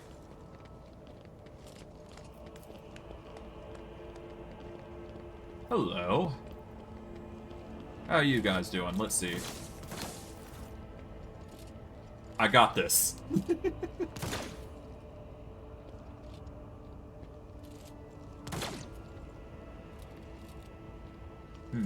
Bit cruel that they're doing this, but whatever. Having good rep with the nobility doing this is probably for the best. Why not? It's one of the pastimes that these guys like doing, I guess. Something. What's this? Huh. There's a knowledge check here that we can make. Why not? That will give us a little bit more experience, I would assume. How is our experience, actually? We're actually nearly up to 33. Let's see. I did succeed this. Good. This venerable Lemon Russ was known as the Scipian Punisher, and has served the Von Valentius dynasty for 2 centuries. It was a hit in a battle with the Xenos that inhabited Scipia too, but it heroically destroyed 63 enemy vehicles and brought victory to its comrades, securing its status as a relic blessed by the Emperor. there's some things going on here. Let's go see what is going on. I'm mildly curious.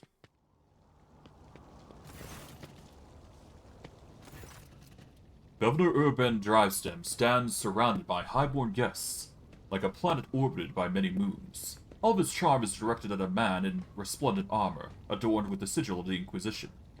But as soon as you approach, Drivestem is the first to give you an elegant bow, getting ahead of the rest in the expression of loyalty. This is a great day, your lordship.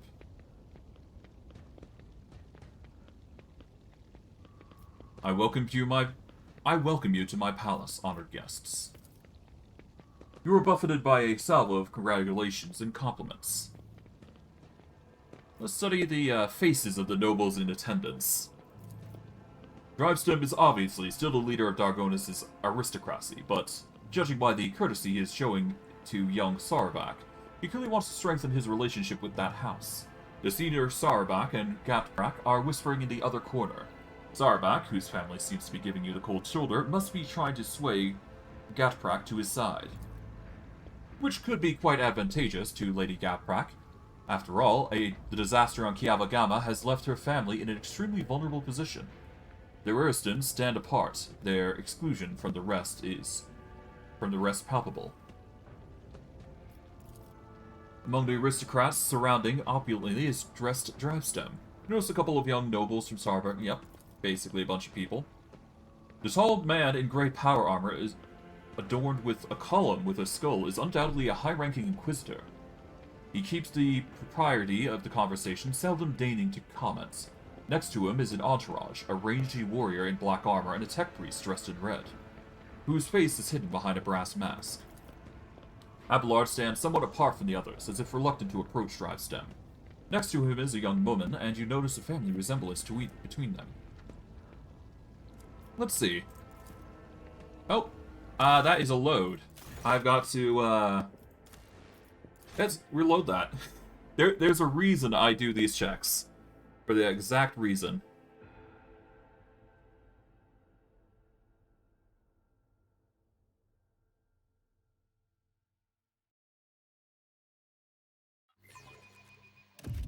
Alright. Do this again.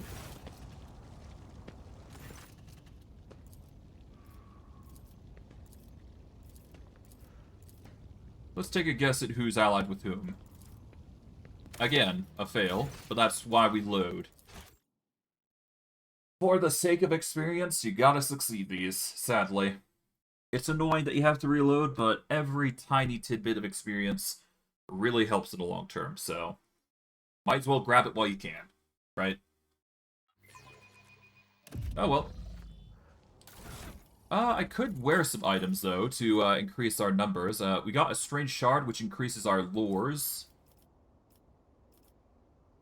Let's see. Trinkets are down here, I do believe. Yep. We can get a carouse boost, a Medicaid boost, tech use boost. 15 to lore Imperium. This gives a 5 to tech use, but once per battle you can move all effects here for something nice.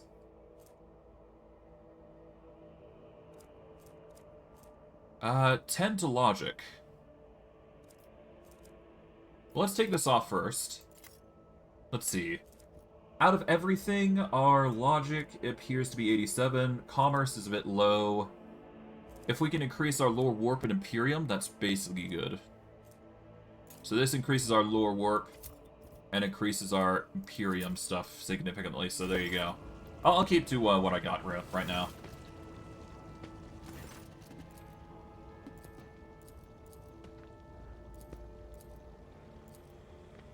Seriously? That's 3 fails right now. Jesus. Okay. Game really doesn't want me to succeed this check. Even though I'm gonna force it to make it succeed. Ah, well. It's not the first time I've done this. It won't be the last. You know how these games go.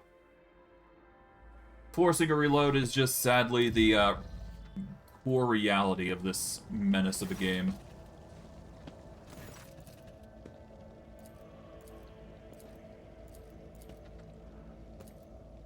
Drivestem is obviously still the leader of Dargona's aristocracy, but judging the courtesy is showing the long... Yeah.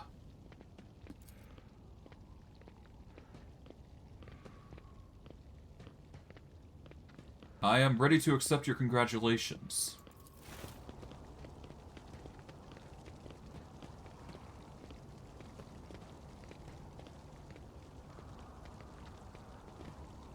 And we are given some interesting items.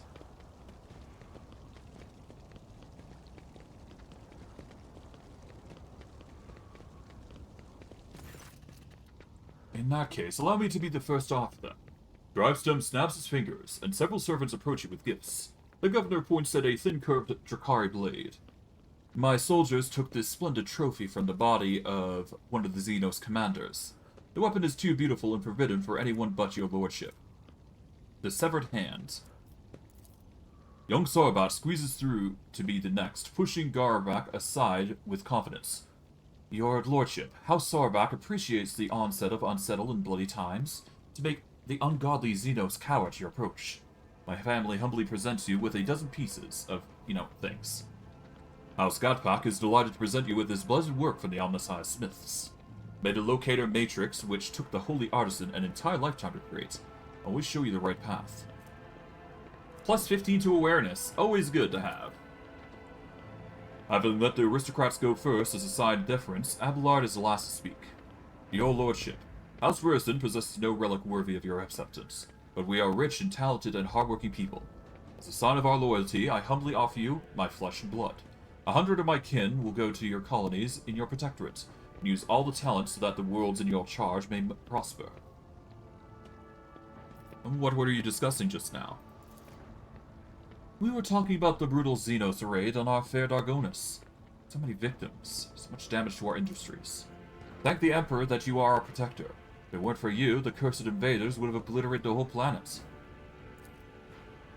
Sharing the sector with these blasted Xenos is impossible. I hope we respond to their raid on Zargonis with punitive campaign.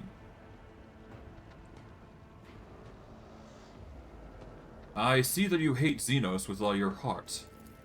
I do. The pestilence against the Emperor must be exterminated. He talks ardently and smoothly like a commissar, places his hand on his hilt of this finely adorned sword, his pale face ablaze with noble fury. Or they must be forced into servitude. Many Xenos are more powerful alive and obedient than dead.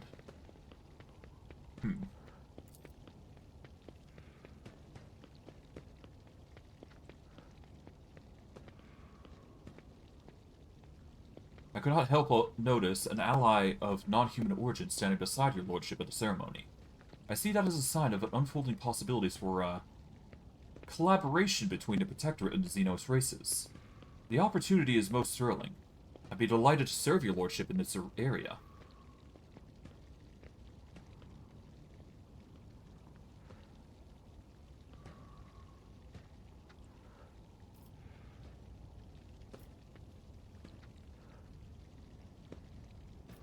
Since young Gatprak is so inspired by the thought of conducting business with Xenos, I shall take him into my service as a trade representative. His houses shall see to it that he makes himself useful and that his service is beyond reproach. Thank you for this honor, your lordship. I'll prove myself a devoted and diligent servant. The Inquisitor standing among the guests smiles faintly and leans towards you. He whispers, I congratulate you on procuring a highborn hostage. Bravo. My greetings to the member of the Holy Inquisition. He responds with a dignified bow, his proud face calm and unfaltering. And my greetings to you, esteemed Vorg von Valencius. May shadow never darken the light of the Astronomicon that guides you. The Inquisitor companion, a crimson-robed member of the Adeptus Mechanicus, bows to you. From behind the mask, mounted with a dozen of augmentics, comes a metallic rasp. Glory to the Von Valencius hair. The Lord Inquisitor's relaxed expression radiates an odd sense of menace. He's akin to a predator on the prowl, content to hide in the bush of fake smiles and elegant conversation. But now, among the many augmentations, what stand out is his horribly melted deformed cogitator, connected to the tech priest's head. How it is working is baffling. What is twice as baffling is that the tech priest hasn't replaced it yet. What unprecedented influence can this ruined implant have on his mind? An unexpected visit. I wasn't told. I, however, have been told all about you. The Inquisitor's face is impenetrable, but behind the mask you detect a hint of mockery. We have not been introduced. An oversight to be sure. My name is Xavier Calcazar, and I have the honor of serving as a member of the illustrious Ordo Xenos, the head of the Coronis Expanse Conclave, and the Lord Inquisitor of this region. It is my unending task to ensure the sector's readiness to meet external threats, and resist internal corruption. And who is this member of the Honorable Priesthood of the Adeptus Mechanicus? This is Brass Whisper, which naturally is not his real name. The esteemed Magos is a member of my retinue. There are times when I am forced by my duty to the Emperor to deal with xenotechnology. Brass Whisper ensures my safety in such moments. Works that have been desecrated by Xenos are dangerous. They warrant... His whispering cuts off, replaced by heavy, ragged breathing.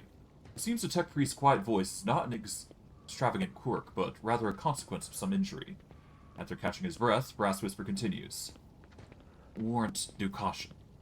Well, feel free to enjoy the party. This evening will be illuminating. What is your name? Your lordship, allow me to introduce the daughter of Chancellor Camilla Werson, my great-granddaughter, Astaria.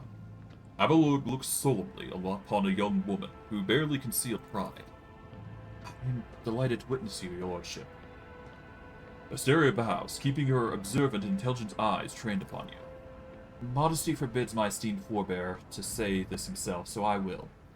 Our entire family is grateful for you for seeing someone of a Wersian blood at your side as to claim your inheritance. Drivestem exchanges telling glances with young Sarback, who, judging by his face, is suddenly finding the collar of his expensive frock coat uncomfortably tight.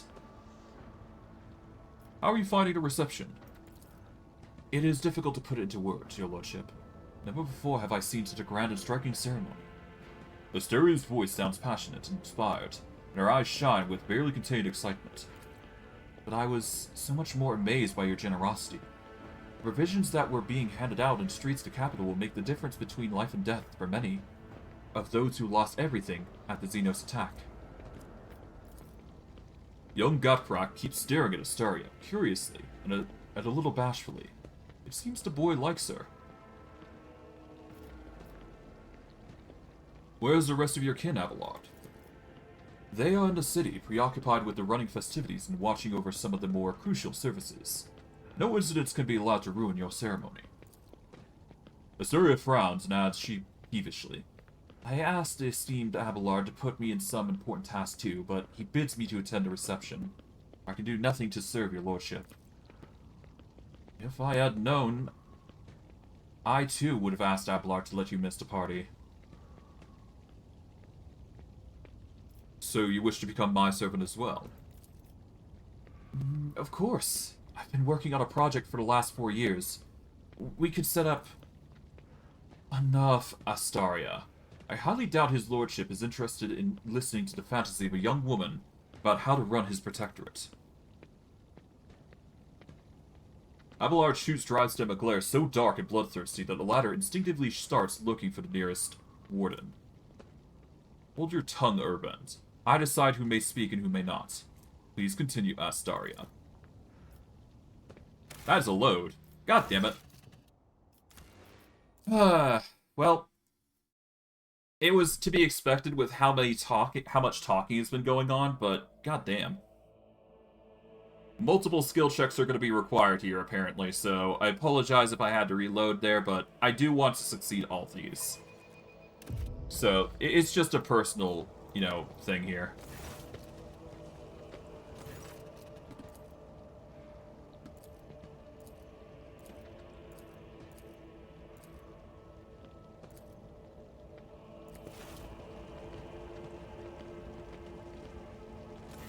Alright, we get to sever hands. We get a dozen pieces of secondary armaments to our ship and coordinate orbital.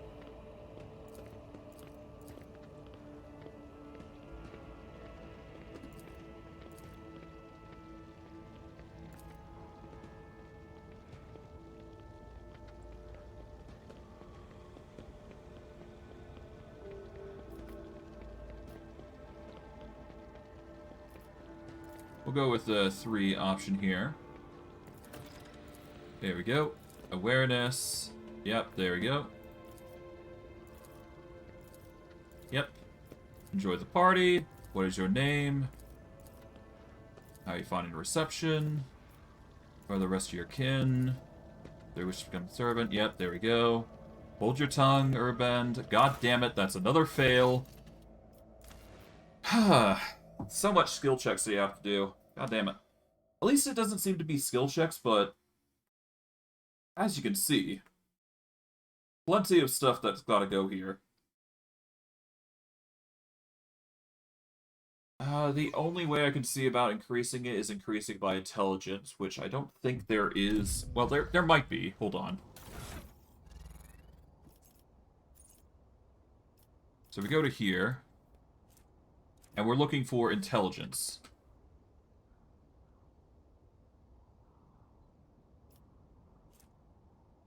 Okay, so intelligence, yep, nope. Fellowship, nope. Vital Xenos, yep, fellowship instead of intelligence.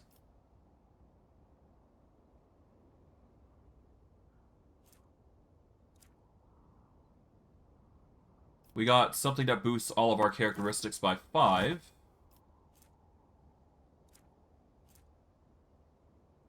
While I'm at least at full wounds, I can wear this. This will give us a boost to all of our statistics there by a little bit.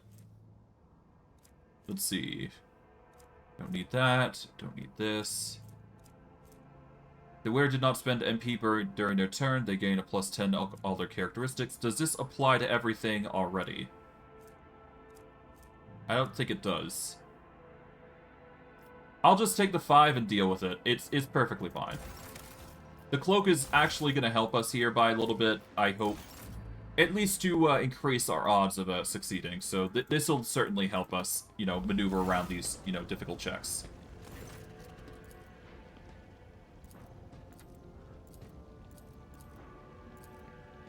There we go. Speed through these. There we go.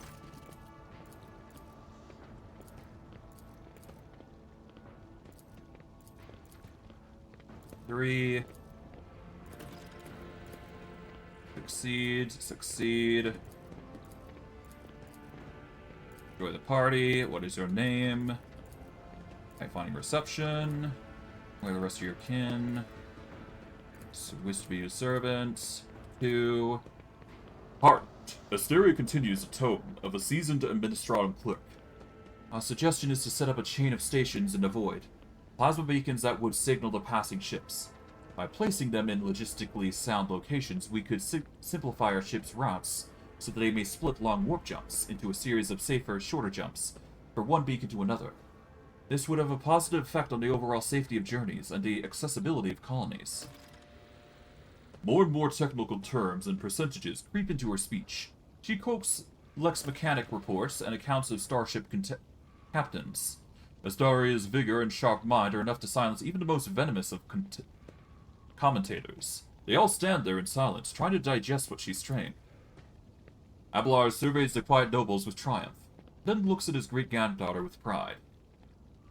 I hope the Worston family gives Abelard the credit he deserves. Absolutely, your lordship. We greatly respect him for his wisdom, and he repays us with attention and kindness. I am obliged, dear Astaria. It looks like Abelard is somewhat embarrassed by the turn this conversation has taken. Enjoy the evening. Alright, cool.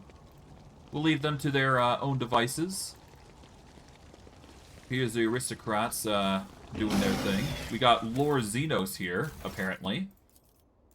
So I guess we'll check that out. I'm glad that we managed to succeed those checks, because it is annoying to do, but it needs to be done. That's how it's done.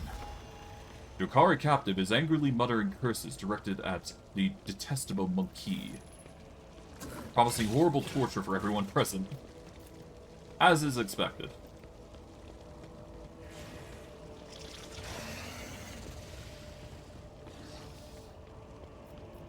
Kind of feel bad for the imprisonment. That's kind of annoying. That's not exactly what I had hoped for, but whatever.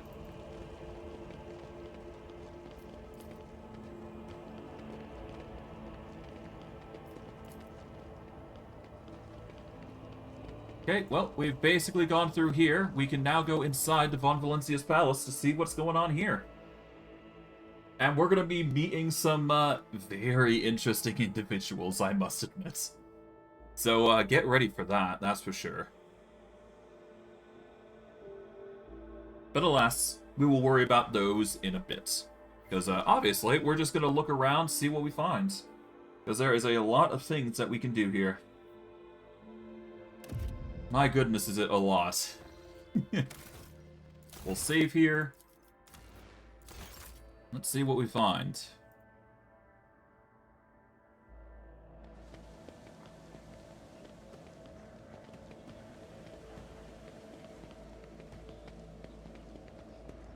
Alright, let's go in.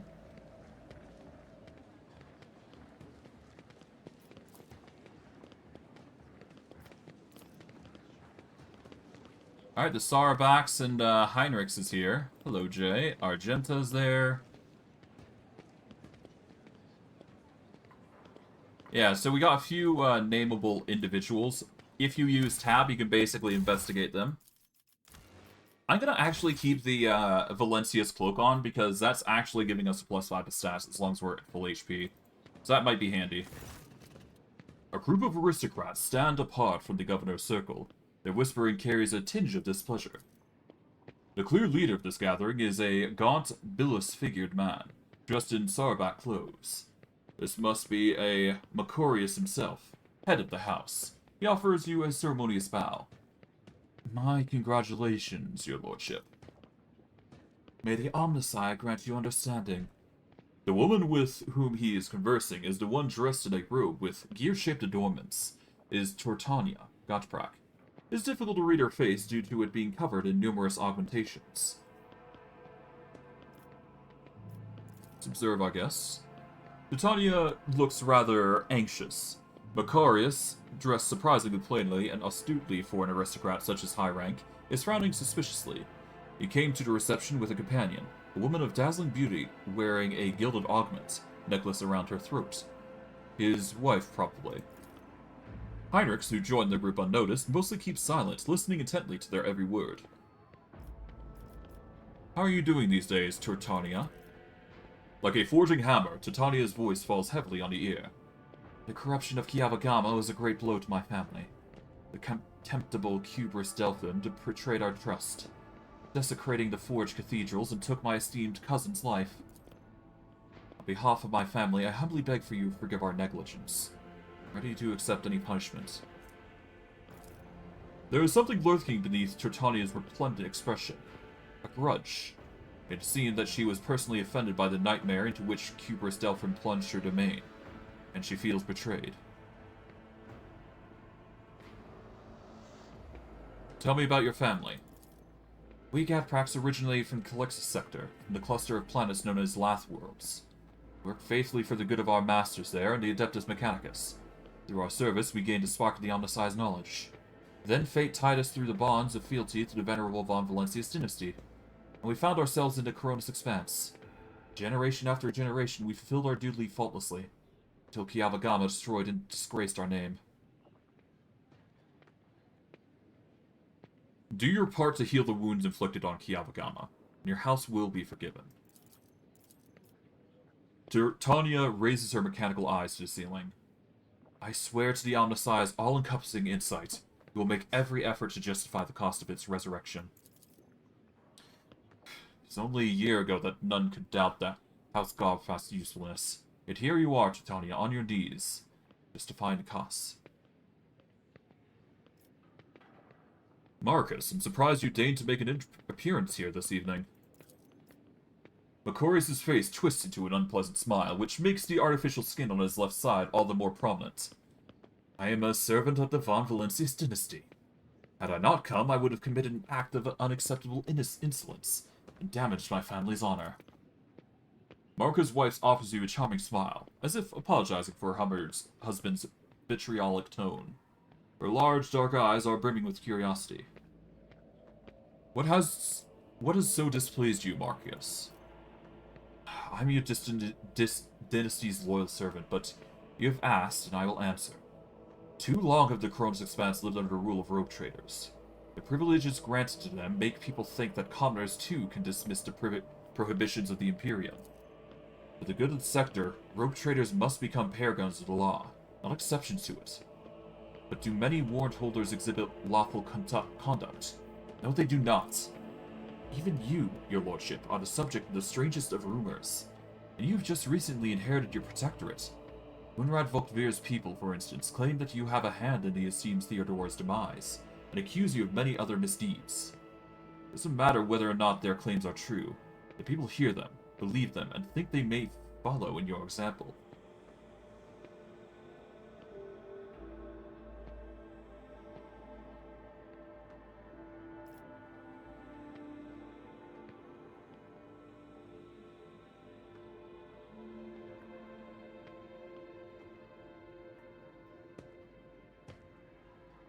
Rogue traders are not renegades vested with authority.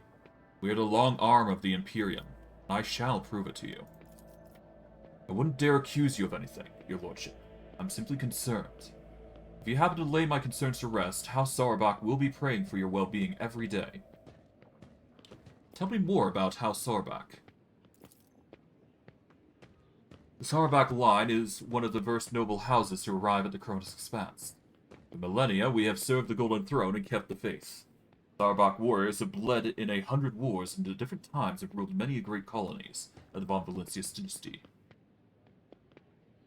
Now, I could go with option 3, but I'm not going to do that, because that seems a bit, that feels a little, off-putting here. Let's not anger Marcus, really. I see. Interesting conversation? It's been very illuminating. Given me plenty food for thought. For an inscrutable man, Heinrichs is being even more inscrutable than usual. It's as if he is hiding something. Something important. Is there anything you would like to tell me? Nothing urgent, Vorg. Heinrichs casts an impassive look at you, and immediately glances away.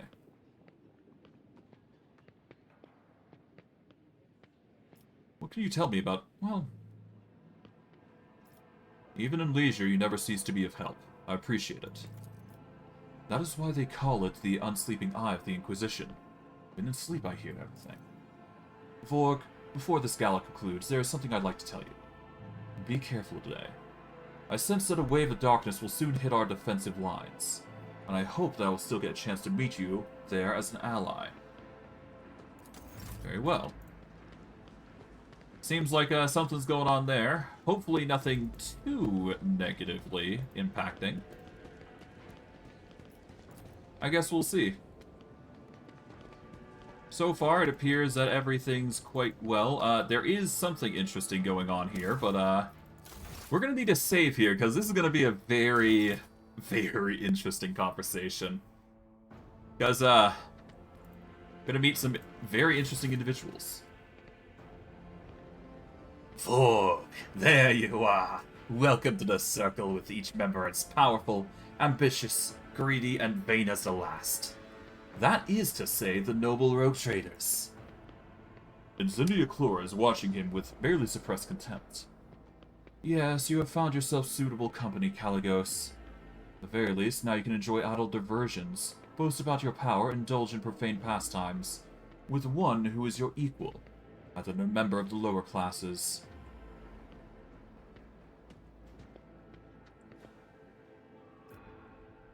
Let's observe them. Caligos is a broad-shouldered, athletic-looking man. He frequently flashes a bright smile, no less dazzling than the blade of the power axe he carries. Every part of him, from the toes of his magnificent boots to the tip of his hair, radiates strength, and a desire to live and win. His smile is crooked, as if ready to turn into a hostile snarl at any moment. Next to him is an unmoving hulk of a man clad in armor. His low forehead and gloomy face bear signs of degradation. His bloodshot eyes are expressionless, like a pair of glass buttons. Incendia Corda radiates a cosmic cold. Her skin is unnaturally white, and a nervous tick is constantly tugging at the left side of her noble visage. Garbed with full-dress uniform adorned with purity seals, she is the embodiment of a true imperial aristocrat. Haunting her side is a gaunt shadow of the priest in the plain black robes. Harmonious Dosolo, with whom you met on footfall, gives you a respectful nod.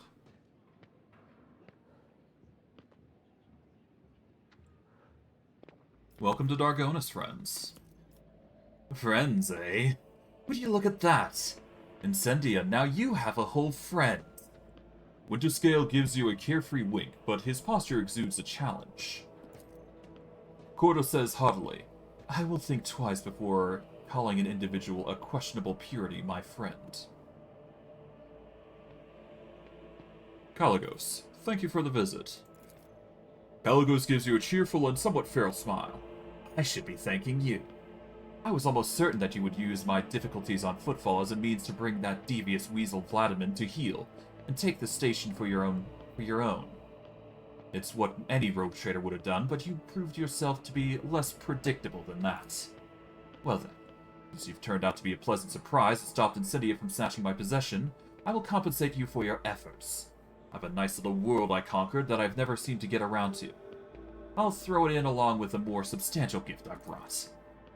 Thwarting Incendia Cordo's ambitions deserves a worthy trophy. He snaps his finger, and the armored brute hands you an exotically adorned rifle, clearly not of human making. It's a trophy from the good hunt. You and I should hunt together sometime, so you can show yourself in action, New Blood. How fares your protectorate? Kalagos weighs you off. Protectorate? More like the bleeding scraps of one. The warped storm tore to shreds, but my servants will piece it back together, and if they don't, chop off their heads and find myself a more capable helpers.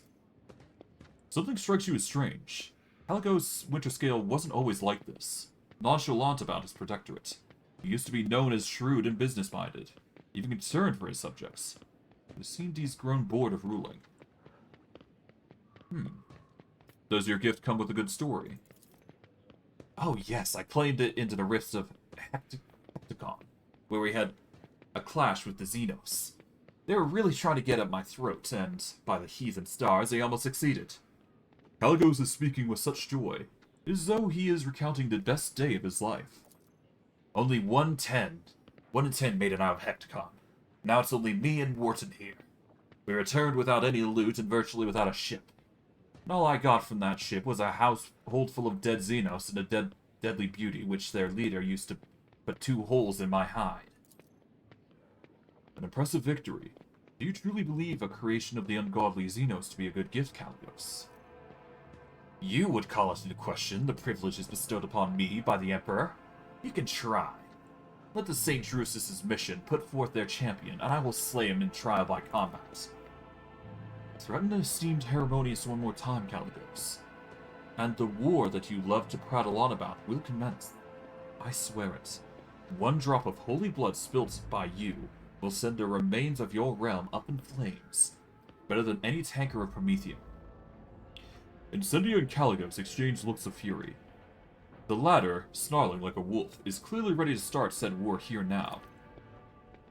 Harmonious' dry voice hits your ears like the crack of a whip. Quell your pride, both of you. I do not wish to fight you, Kalagos, but I fear not your threats. Death does not frighten me, for it is inevitable. It is true as the senselessness and pointlessness of war between us. Who is this remarkable warrior in your retinue? This is Wharton the Grey, my arch-militant. Fierce warrior and as loyal as me as the obedient beast to its master. I brought him in a miserable colony back when he was a runt in his last legs. And now he's practically a part of my dynasty. Wharton the Grey, whose skin really is dotted with grey spots, looks at Kalagos with purest devotion. Indeed, he is akin to an animal, one that is bloodthirsty and mindless. I heard that you, Vorg, are decent in a fight. What do you think? Could you gut Wharton if it came down to it? Or would he be the one gutting you? The grey spots on Wharton's face are what catch your attention. Marks like these can be seen on fighters who are too fond of combat situations. Small price to pay for the increased speed and reaction that could save your life in a fight. Although those spots are usually tiny pockmarks, not whole islands of grey on the skin. Ignoring the fearsome-looking broadsword and pistol which hang from his belt rather ostentatiously, You notice a great number of thin blades which curved edge skillfully conceal within Wharton's armor. These toys are deadly in the hands of a quick fighter. It appears that Winterscale's Arch Militant likes to surprise his opponents with unexpected speed.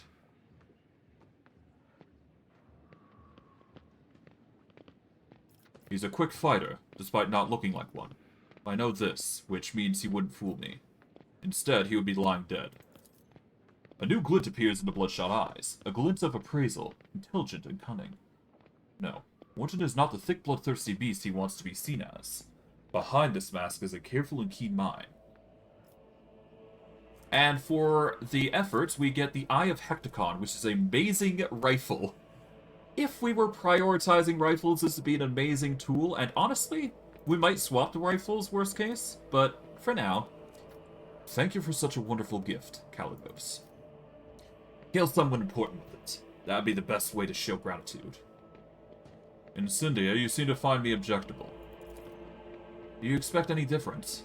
I watched for years as outlaws thrived on footfall, and then, at long last, I had a chance to put an end to it. To seize that thug Vlagdimin by the throat, to force footfall to atone and put fear on him back into masses. But you interfered and destroyed my plan for the sake of Bandal profit. Theodora taught you only too well, it seems. She too was far less concerned with her duty to the Expanse than her own personal interests. But you can be sure that I'll not cease cleansing the Furbina system of the Pirate Scourge. And if your trade prospects are damaged in the process, you only have yourself to blame. The priest holds up hands in plactating gesture. None are without fault, noble Lucindia. What point is there in targeting someone for their turpitude, when true purity can never be found?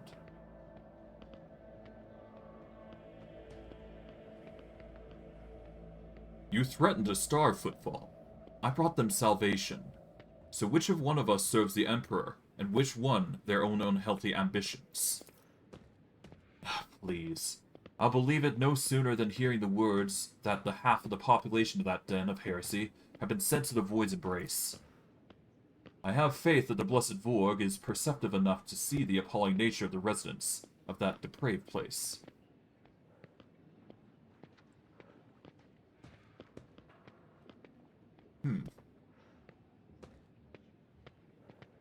Harmonious, your appearance here is unexpected.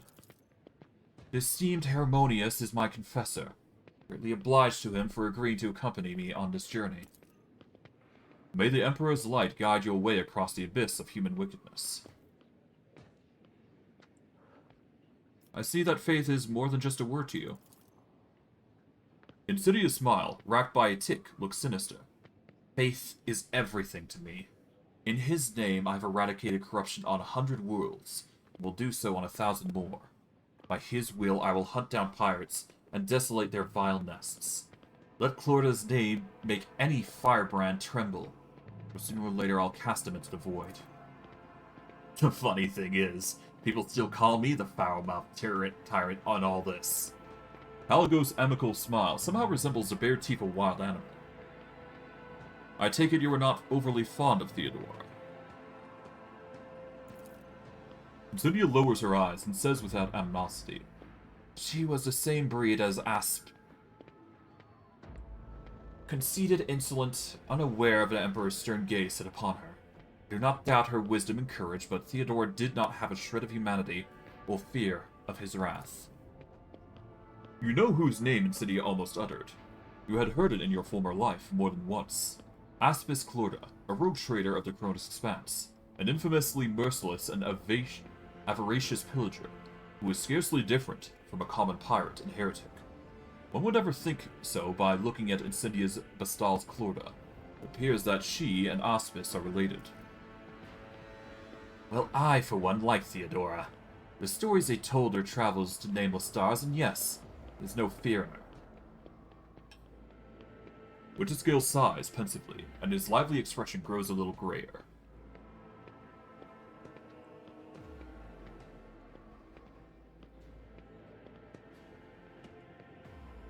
Aspis Clorda. I certainly heard the name before. They say she was unrivaled plunderer and raider. Wonders just how much of her ways her successor inherited.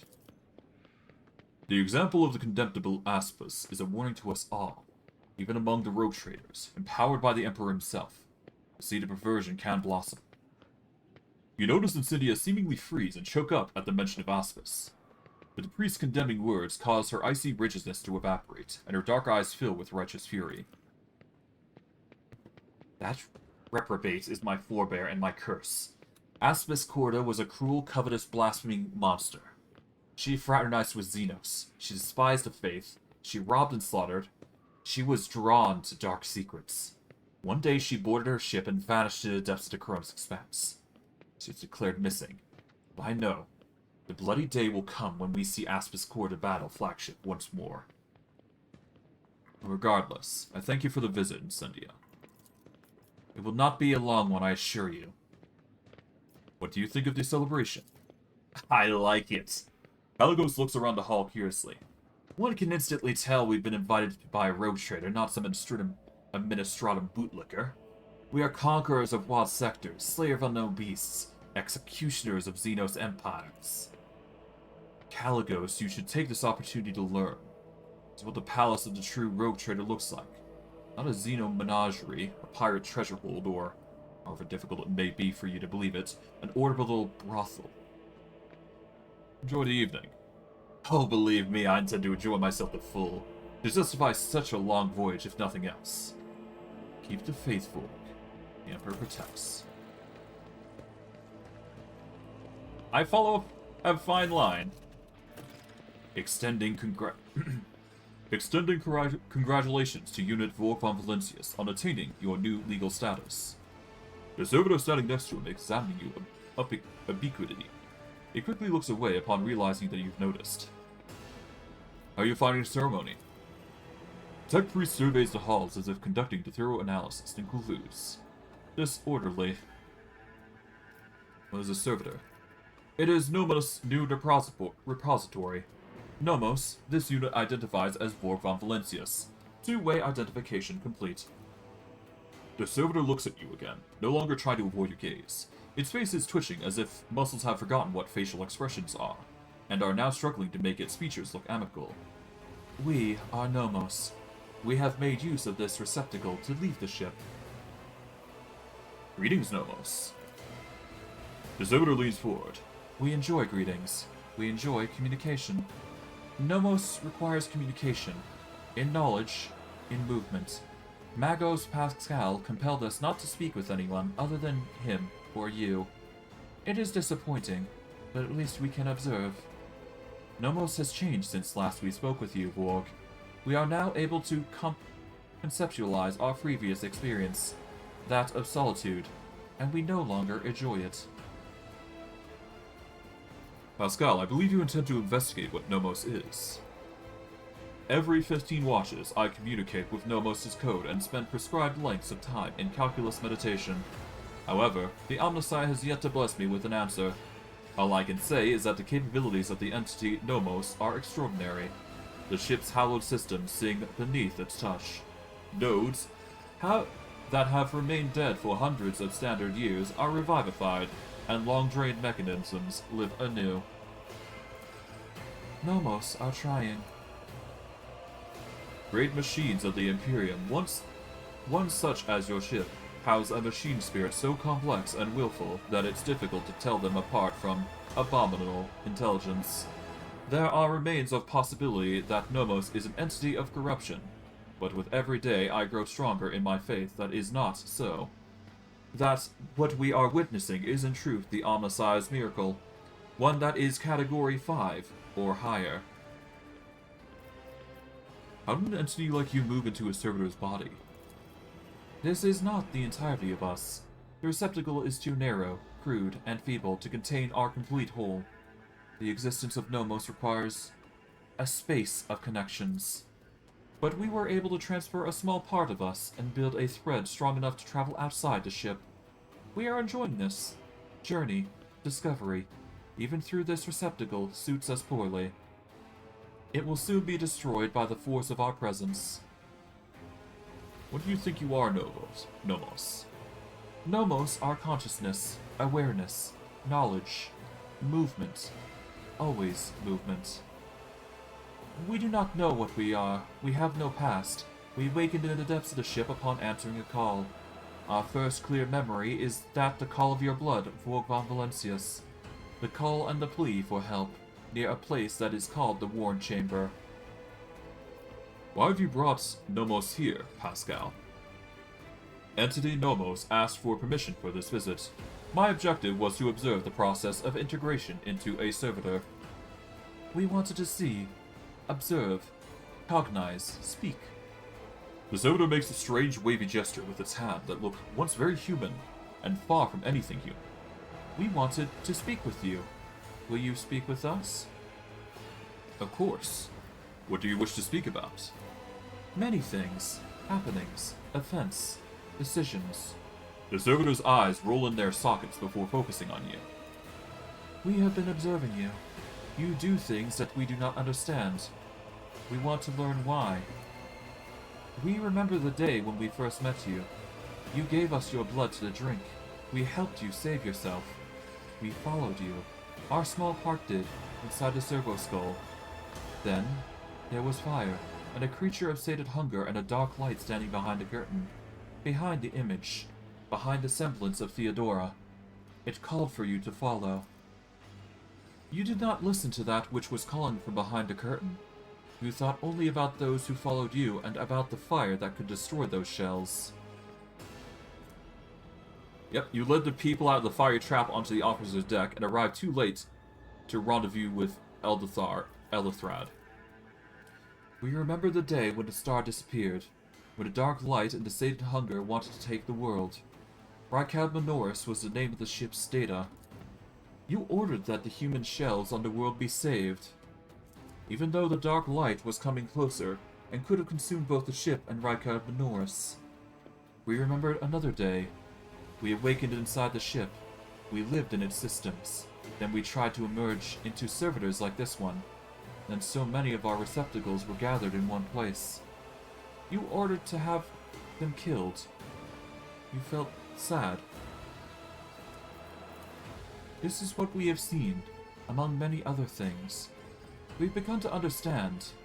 We think that we have. That we do not know everything about humans and about you, Vorg von Valencius. We have tried analyzing shells and defining sets of these needs and fears. They're simple functions, but... Now we think that there is more. That there is another side that we do not see. A notion that is larger than what we can compute. Something that stands above fears and needs. Something that drives them. We envisage this large notion as a light, a web of light that connects humans. It may seem also invisible, imperial, but it grows stronger when they are threatened. This web is always on your mind. When darkness comes, you want every thread that extends from you to shine bright, so that those who follow do not lose their way. Whenever a thread breaks, it saddens you. Do Nomos understand correctly? Yes, you understand correctly. Every thread that connects people, every life, their value is beyond measure to me. There is no greater reward than guiding others to salvation when all that surrounds us is darkness. We knew we could understand you. Light and movement, connections and help. We are enjoying this. Perhaps because we too are connected to you. Through blood. Through life. Thank you for speaking with us. Nomos are grateful. We cannot continue moving on our own. Interesting. That's a very interesting, development. It appears we got a contract here. For 1 person and 3 Promethium, we can get a boost. Oh god. A network of void beacons allowing void ships to navigate a protectorate in greater safety. For all colonies, security efficiency increases by 3 and profit factor increases by 3 additionally. I don't think I need to elaborate what I'm going to grab. That's a nice little addition. Absolutely we're grabbing that. And I think that's basically everything. To my knowledge, of course. There is probably one thing that might be in this room, but I'm not sure whether that's going to unveil itself or not. It might be after the ceremony that's going to happen. But we will see. We will see. Nope, it's all after the ceremony, basically. Let's look out into the sky. It's been a while. Why not? Let's have a good look-see. Appreciate the art, if you will.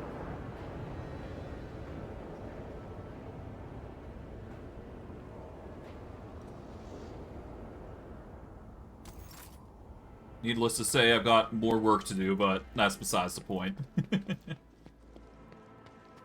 Alright. Anything special in this room here? I don't think there is, but you never know. Yeah, no, I think I've covered this.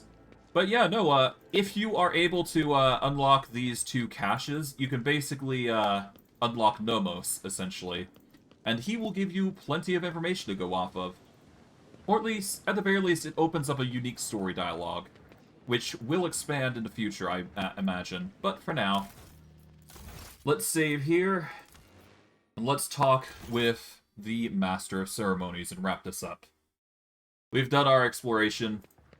Let's finish this up. I hope your lordship is pleased and not yet tired.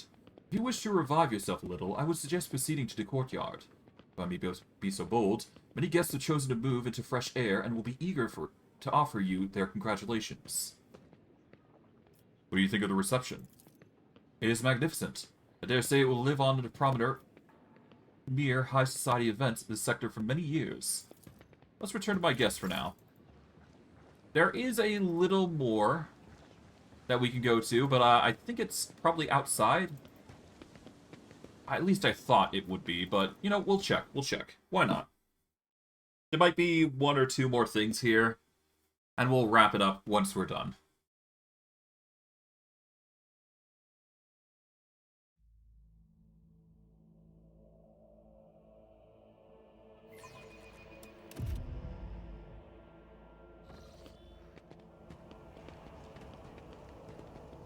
Alright, I think, yep, nope, we can't go outside here. You know, the protectorates, yep, no, everything's basically done. I am satisfied. Let's get out of here. Let's go to the Von Valencia's palace. Let's wrap this entire festivity up. I just wanted to check to make sure. I think I've covered everything. There is no skill checks to, well, no things that I really need to do here, so... Worst case, things go awry, but best case, things are going to be good for us. But I digress. Let's go see what's going down. Up the stairs we go. I'm satisfied with everything here. Let's go and tell the Master of Ceremonies I'm done. Hey, buddy. I'm weary, and I wish to retire to my chambers. Please allow me to escort you, your lordship. Your chambers are ready, your lordship.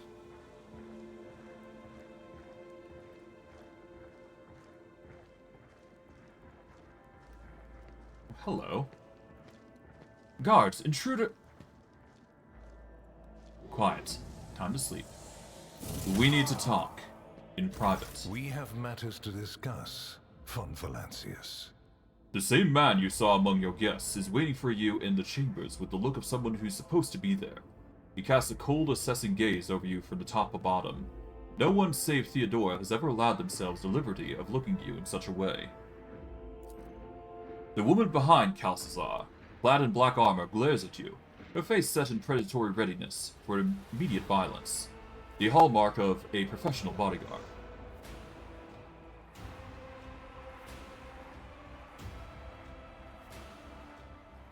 Will my servant live? Probably. Unless he suffered from hidden ailments, he will soon come to without any major damage to his health. Either way, oblivion is a far safer option for him than the dangerous privilege of being a witness to this conversation. The woman at Calcazar's back gives you a bloodthirsty smirk.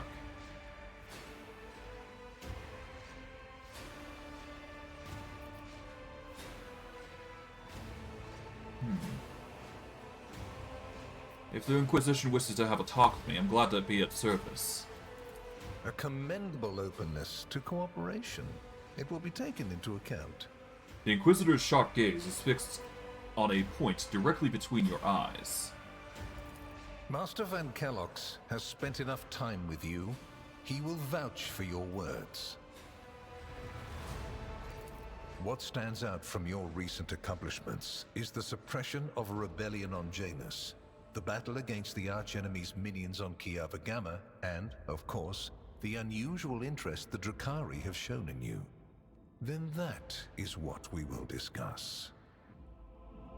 What do you wish to know about the events on Janus? Or rather, after saying these words, he shoots you a searching look from under his brows, like a regicide player who has just made the first move and is now watching for his opponent's reaction. What do you wish to know about the events on Janus? What was the reasoning behind your decision to let Xenos, enemies of humanity, live and act on a planet that belongs to you? Given that their agent now accompanies you as a member of your retinue, many might wonder, has House von Valancius renounced its service to the Imperium? In the face of heresy, the Xenos seemed like acceptable allies to me. There have been precedents for this, correct? Your way of thinking is curious. Dangerous, but curious nonetheless. I would suggest exercising utmost caution should you wish to continue on this path. If you knew about what was happening on Janus, why didn't you intervene yourself? I cannot satisfy your curiosity without disclosing information of the utmost secrecy. I will say only this. We had the situation under control. There is a tangled knot of perilous events in progress in the Coronis expanse. Plucking even one thread must be performed with great precision and caution, without any room for error. Because you do not want to know the price of such an error, or what forms it might take. How did you come to be so remarkably well informed? Are you surprised? You thought the Inquisition was unaware of the circumstances of your deeds. How often do you find yourself thinking that there are things we shouldn't know about your life? It is my job to know everything, and I do it very well. Keep that in mind. What questions could you have for me about Kiava Gamma? Places touched by chaos must be purged with fire and condemned to oblivion. Kiava Gamma should have been bombed to dust and pronounced a forbidden world. However, you decided otherwise and restored the colony's operation. And you didn't even go to the trouble of hiding the traces of the neglect committed by your dynasty.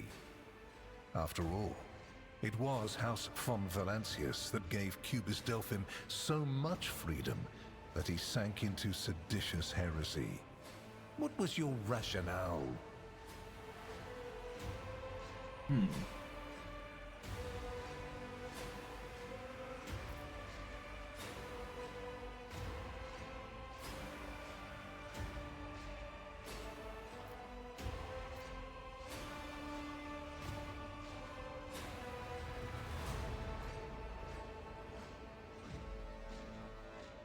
I'm just trying to figure out what I would say here, or at least what Vorg should say here.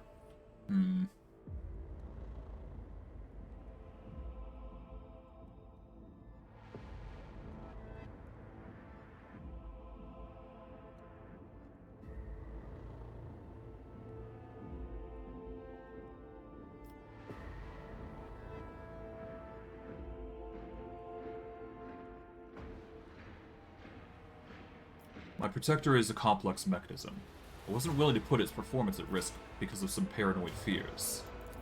Your protectorate is a living body, and you have left in it a splinter that might eventually fester. Consider the scale of amputations that could come of it. I hope you realize that we're talking about more than the fate of some colony. I care not for a single planet, however profitable and populous. But should corruption raise its head again on Kiava Gamma and try to spread, I will burn it away. And you will be guilty of criminal negligence. And the Drukkari have shown an interest in me. Are you referring to my ruined capital? Yes, yes. The enmity between you is a known fact. But there is another way to look at it. On Veabos 6, you met the Archon of a mighty cabal, whose presence there seems strange to begin with, and lived. You subsequently encountered a number of her closest henchmen. Yet, again, you survived. Your capital fell victim to a nefarious attack, but even this time, their daggers missed your heart. Such remarkable luck. To be a personal enemy of such an influential Xenos, to have been attacked so many times and yet make it out alive. So remarkable that one has to wonder, am I watching a spectacle? Could all these thrilling massacres be an alibi of sorts, meant to establish you once and for all as an enemy of the Xenos and never their ally or even their agent?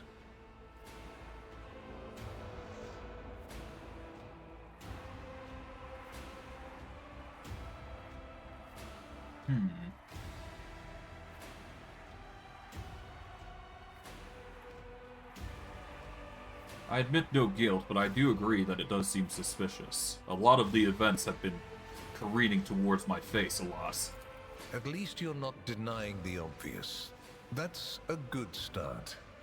Just remember, should you wish to repent, I will accept your confession with as much lenience as I accepted your words just now. Have I answered all of your questions? Far from it, my dear. The questions are manifold.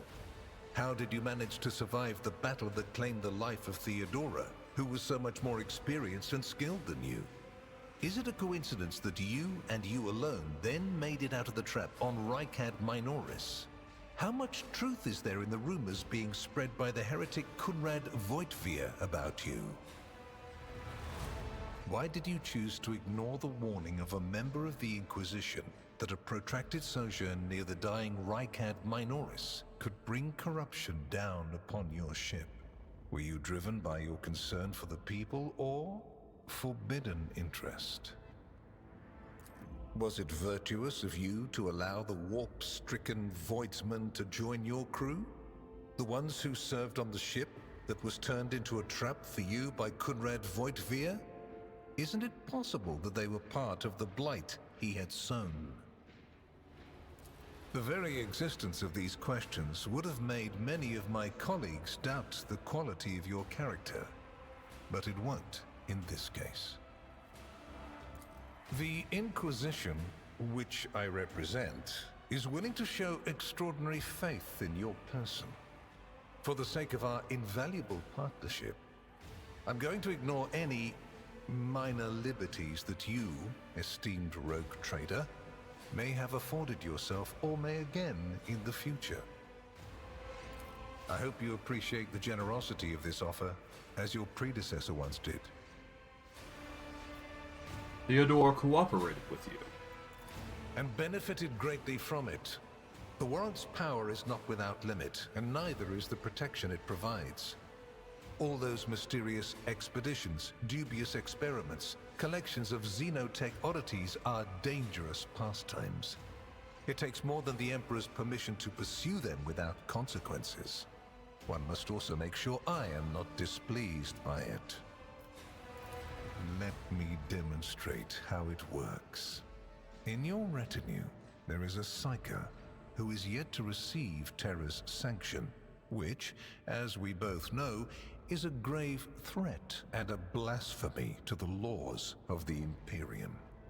I am aware of this secret, but I'm not displeased in the slightest. And so she lives on, your handy Psyker, Iconoclast. I know that Theodora was concerned about the fated dynasty and certain restricting obligations. Was it perhaps due to your partnership with her? I cannot deny the possibility that Lady Theodora may have lamented losing some of the freedom she enjoyed prior to my arrival in the Expanse. Nor will I deny that our partnership began with me exercising a certain amount of influence. However, you are not Lady Theodora. Let us put the difficulties that encumbered our relationship to rest along with her. I don't recommend troubling yourself with affairs of our past, but they have no bearing on your present position. Theodora chose to forget about this particular matter. Follow her example and your fate will be better for it. Why such an interest in my person? You haven't been in a position of power for long, and so one can forgive you for not noticing the troubling changes. The cult of the Final Dawn is spreading in the Coronis Expanse. Not the first or the last heresy that has afflicted this sector, but one that is surprisingly resilient.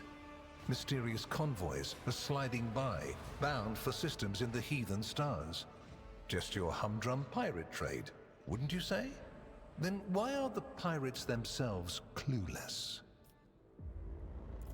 The Xenos, who have caused trouble in the sector before, have expanded their activities in the last few decades, and there is a logic and method to their previously chaotic raids.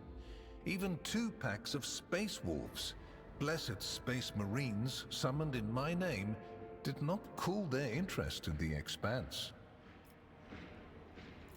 A mighty explorative fleet, which has studied the Expanse for hundreds of years, has suddenly stopped responding to communication and sunk into a dispute over a tech heresy that was considered dead a couple of centuries ago.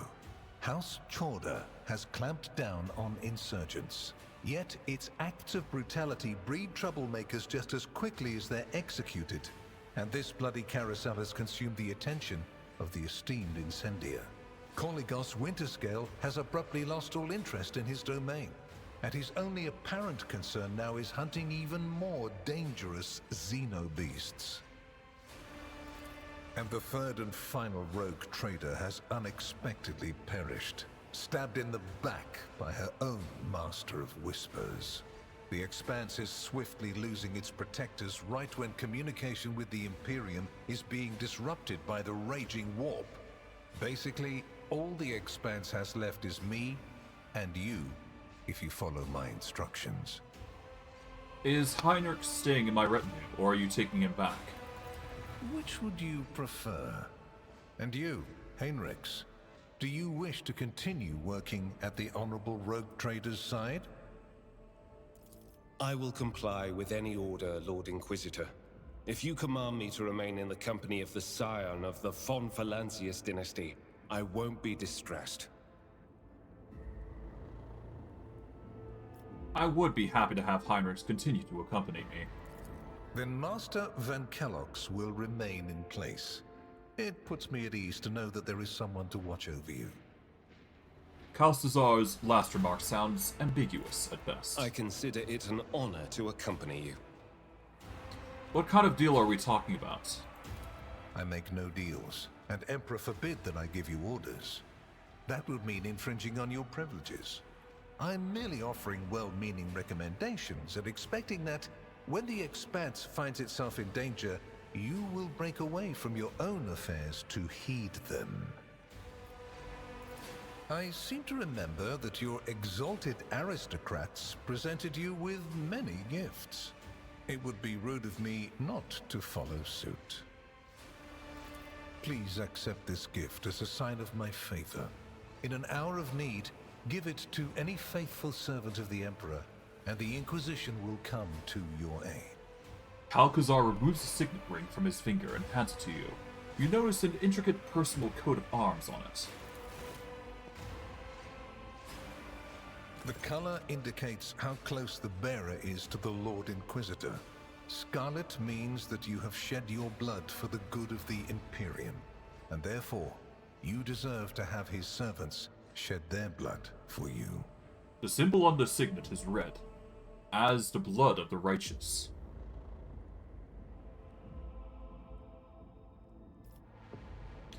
On behalf of my house, I, Vorg von Valancius, hereby promise and guarantee to offer the Inquisition any assistance it may require. The Emperor protects. I am glad to hear it. Your oath has been heard and added to the record. Here is where we part. My shuttle is waiting.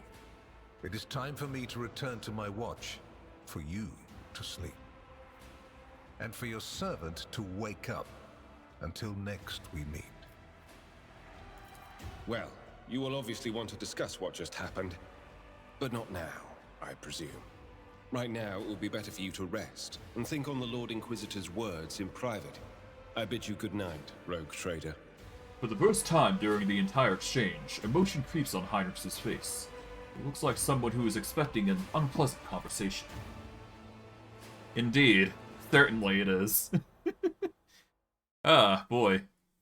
Quite the dicey situation that we got pulled into, huh? But I digress. The rise of the rogue trader heir restored a tenuous equilibrium to the Von Valancius protectorate.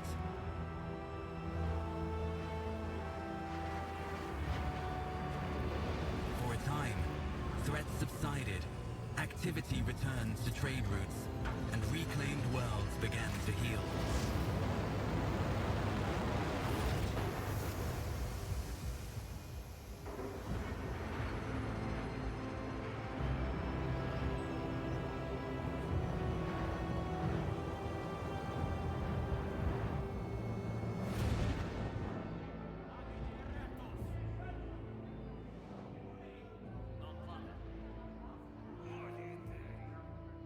The new Lord Captain's subjects praised the God Emperor and their leader wholeheartedly. For none knew what fate might await them.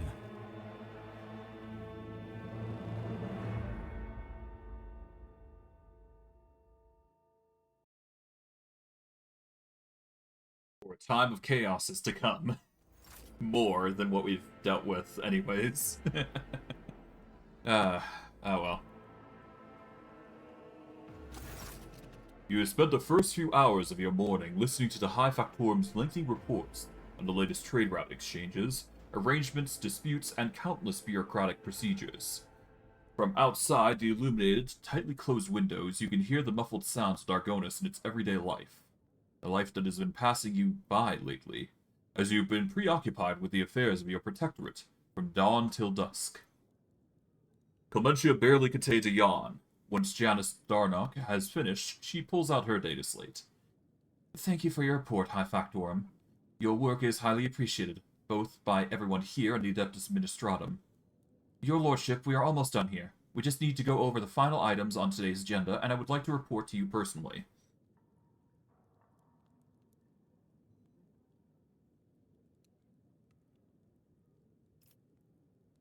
I have lost track of how long I've been trapped on Dargonus for the good of the Protectorate. Hurry up. Better hear some good news today. The Chancellor and the High Factorum exchange nervous glances.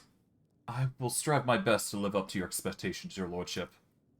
Allow me to pass on the gifts from your loyal subjects, the high nobility of Dargonus.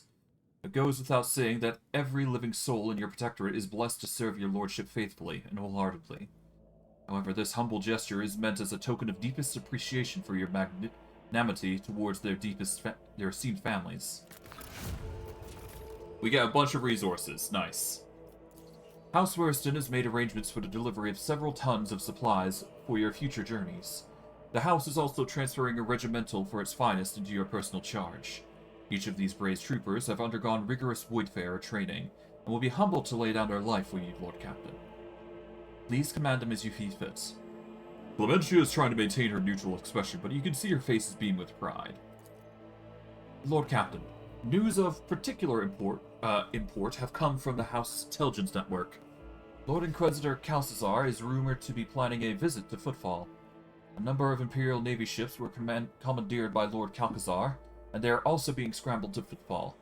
Furthermore, we have received reports claiming that secret messages were delivered to the capital worlds of Houses Corda and Winterscale. It is possible that the Lord Inquisitor's call to arms may smother the conflict that is brewing between the two dynasties. We are seeing an increasing number of skirmishes between their ships and neutral systems. I do not doubt her ladyship Corda will attempt to sway the Lord Inquisitor to her side, especially since his lordship Winterscale's luck seems to be running out. Riots have been breaking out on several of his worlds, and yet he has shown no intention of quelling them. Instead, the rogue traders inflicted brutal punishments upon one of his oldest colonies, Vestuvia Sensus, based on allegations of seditious sentiment. Oddly enough, our agents were unable to find any proof of sedation among the populace there. As soon as we have any updates, you will be the first to know, your lordship. Lastly, your pet Xenos, Yrelet I believe, is seeking a meeting with you.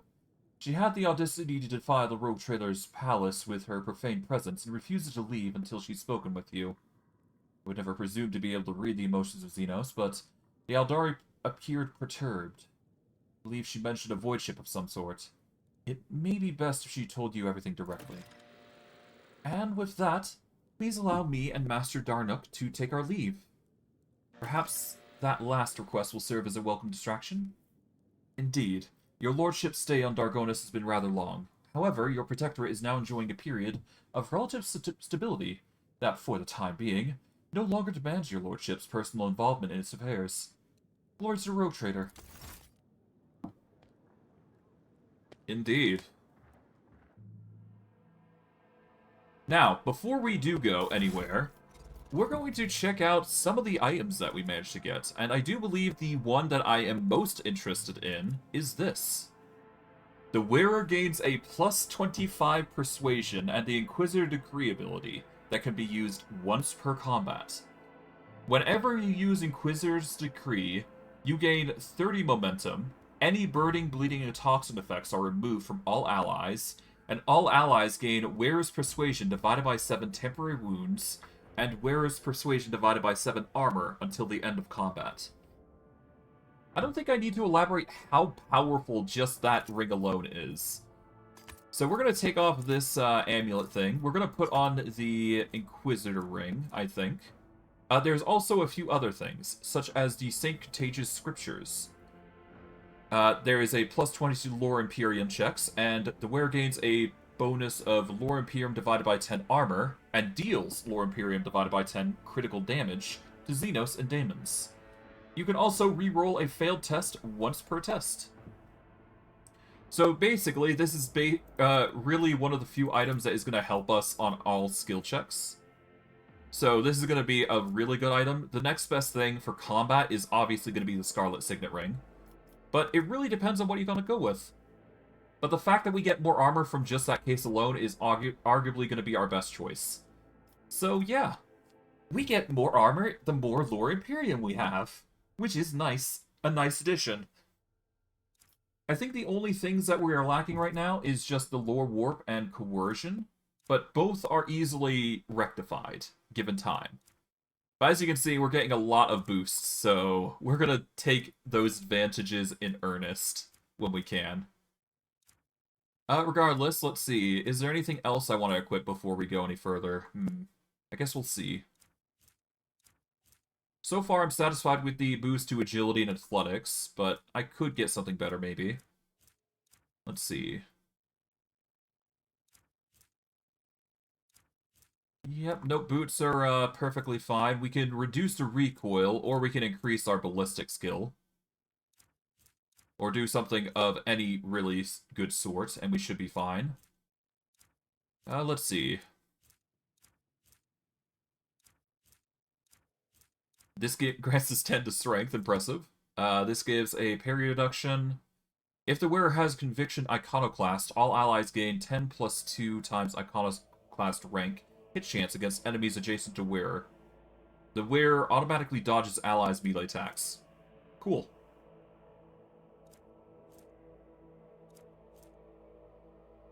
I could get 10 ballistic skill and 25 critical damage if I prefer that instead of the recoil. Which, I guess in hindsight would fade over time. I guess I could swap to something a bit better. Let's see. I guess I could give the ballistics and critical damage a chance. Why not? Let's equip the ballistic boost. Why not? Let's have a higher ballistics. We're changing a few things for our build here. Helm of Determination. That is something. Let's see. The Helm of Determination gives us a +8 bonus to our armor, so we're rocking a solid armor right now, which is impressive, I must admit. Is there any good armor that we've got that is better than what we're currently wearing? I don't think it is. I don't think there is, rather. This plate is a light armor. Critical hit chance in melee combat is increased by 2 times agility. Yeah, we don't need that. I'm satisfied with my current armor. Any weapons I want to swap out with? Not really. We should be fine here. Alright, anything else that we want to equip? No, I'm going to keep the Von Valencia's cloak, I must admit. I'm kind of curious. Well, I'll keep it just because I can. Wraithbone necklace is plus 10 agility and perception, obviously.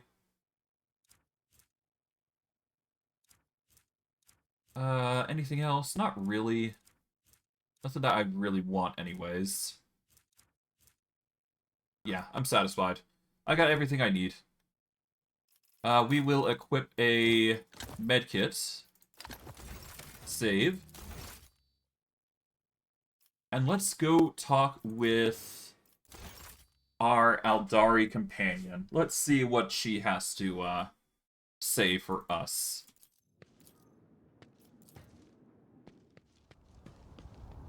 I don't need to go outside. I don't think there's anything too crazy around here. It's basically, I guess it's technically still Act 3, but I digress. Let's check our journal. Wait for news from the House von Valencia spies. Yep. The Xenos Yrelet is insisting on a personal meeting. Perhaps to answer to the mystery of Nomos' origin will present itself in time. Yep. And, yep. Alright, we just need to go talk with Yrelet. And I don't believe... Oh, hello. Elentok.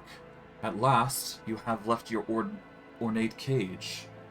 Yrelet cast a look over the stone palace walls. For many a turn I have sought to meet you, and yet your servant, the one who is like the silver-haired Abelard, but twice as young, has no favor for the requests of a child of Assyrian. Take me into a place where the hearing of others will not steal the words intended for you. While you were mending the wounds of this world left by the Twisted One's attack, I was able to discover... No, not of Grimdark's fate, merely traces of it. As Muiran found sanctuary under the boughs of Litarian Forest, so did my other kin find refuge in a system known as the Atlas Reach. We must make a journey there with haste, before the new dangers destroy the witnesses who can show me a way to the lost Grimdark, whose fate remains shrouded by the stars. Yrelet focuses her piercing gaze on you. Their knowledge is the sole thread that may lead me to the truth, Elentok.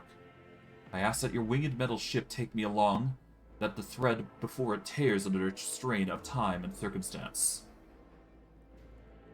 How were you able to contact the Aeldari? No, I did not contact the Assyriani. I have no means to do so, but I have enough time to explore the stone jungle of your world, while you are preoccupied with your urgent matters. The path of the outcast has taught me to observe and listen to the worlds around me. In this case, the throngs of Monkey and the port. Errant conversations, rumors, chance words, like parts of speckled mosaic, they came together to form a hazy image. My kin were seen in the Atlas Reach, and now all we have to do is pull the web of connections and possibilities to uncover whatever is concealed from the unseen eye. Give me the coordinates. I shall take you wherever you wish to go. You will. The ice in Yrelet's eyes melts away for a moment. Thank you, Elentok. If this path indeed takes me to the truth, I will be indebted to you.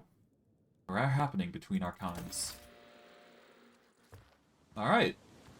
Seems like we have some Aeldari things to look at. That's gonna be interesting. Let's hope no new things pop up, though. Yep. Following breadcrumbs. Travel to the Atlas Reach system. Hopefully nothing blows up in our face as we're going there, though. Because there is usually a few edicts that pop up here and there. Nothing too crazy, but... I think we're entering the end of Chapter 3, but from personal experience, Chapter 4 is a nasty thing. If you don't like this sort of stuff, I urge you to look away in at some instance in the stream, because there is themes of uncomfortable nature, I'm gonna say. So if you're not interested in looking through that, Chapter 4 may be something you want to avoid, and probably this is a time where you want to probably back out the streams for a while, because until we hit chapter 5, it's gonna be it's an interesting chapter. It goes quite far, I must admit, but I digress. If you're in for the long haul, just be prepared for, you know, mental scarring. It's not a cool chapter. Okay. Travel to the Atlas Reach system. Let's see. The Atlas Reach system is over here. It's going to be a rough jump, but we should be able to make it. The warp jump went smoothly enough, although many crew members reported strange incidents. Yep. We are going to save here. And oh boy, here we go. I remember this spot quite well. Okay. There's no connection to Frozen Prince or Emperor's Palm. We're going to leave that alone for now. We've basically explored most everything. We're satisfied with the results here. Alright.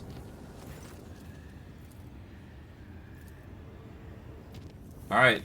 Atlassian Reach. Let us reduce the difficulty to dangerous, so that way it's a little easier on us. It's not perfect, but, you know, we're doing the best that we can here, given our circumstances.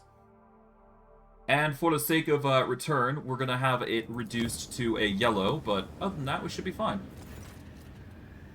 We take some damage from the warp jump.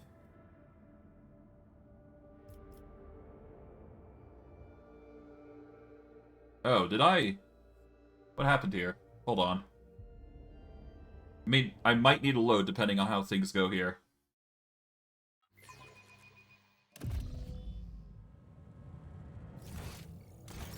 I always have a backup plan.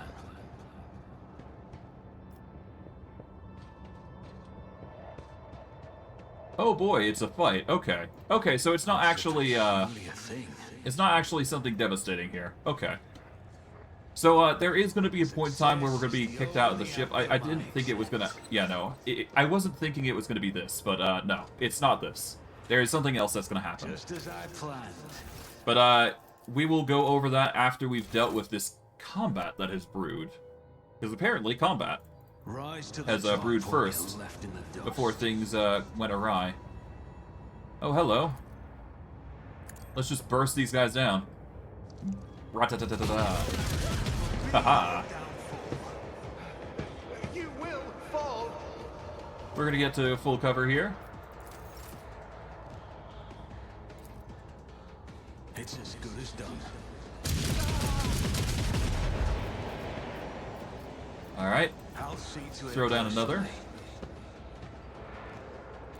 I'll make it happen. Oh, a crack grenade. Interesting. Who, if not me? Swap to a sorted board here. There we go. This way. Ow. Quick, protect me. I can't stand it. Cabalite shooters. Oh, there's actually Xenos still on our ship. Okay, interesting. Alright, so we're gonna have to be very careful here, because obviously, Xenos. But we want to move here. We are gonna activate...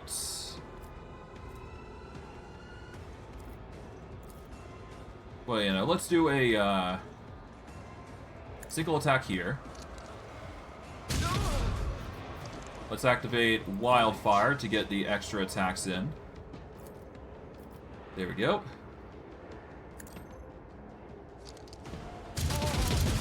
We need to do it this way because that will prevent this guy from attacking us. I'll make it happen. And bada boom. Yep, the crack grenade doesn't trigger. That's the golden area that we want to be in. Our evasion is looking well. Our armor is actually at 90 now, so that's impressive.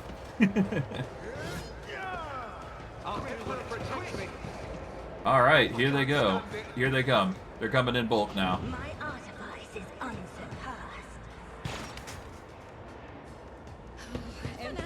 Alright, here they come. I'll brush this off. I'll see to All right. it personally. Alright, 6. Another swing. I take some damage from the explosion, but it's not too bad. We'll revel in slaughter here.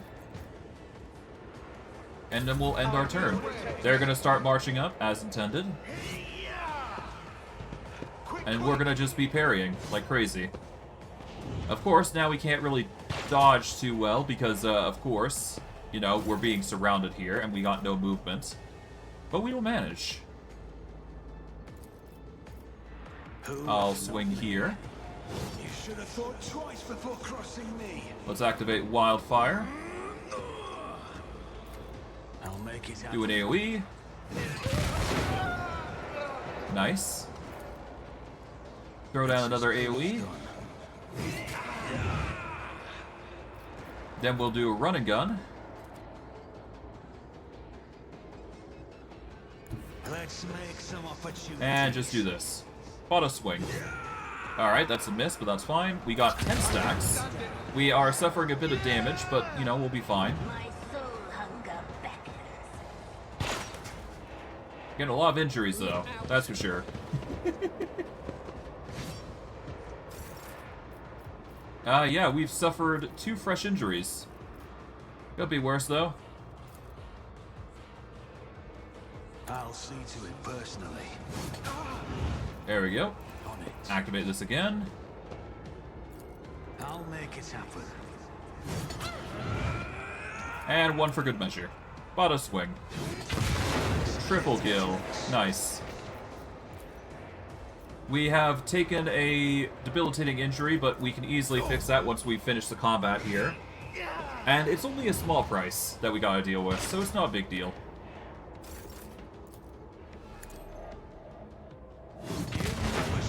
Haha! It's as good as done. Activate this. Swap over to this. Activate Wildfire. Get Reckless Rush here going.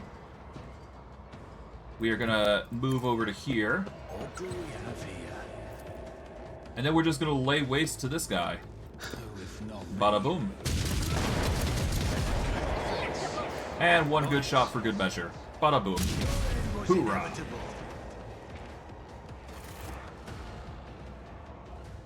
Took a few, you know, damning hits, but I mean, it's a small price to pay. And hey, we got plenty of armor to cope with it, so it's not a big deal. Now wait until we get to power armor. That's going to be a fun choice. Or a fun addition, I should say. But we'll go over that later.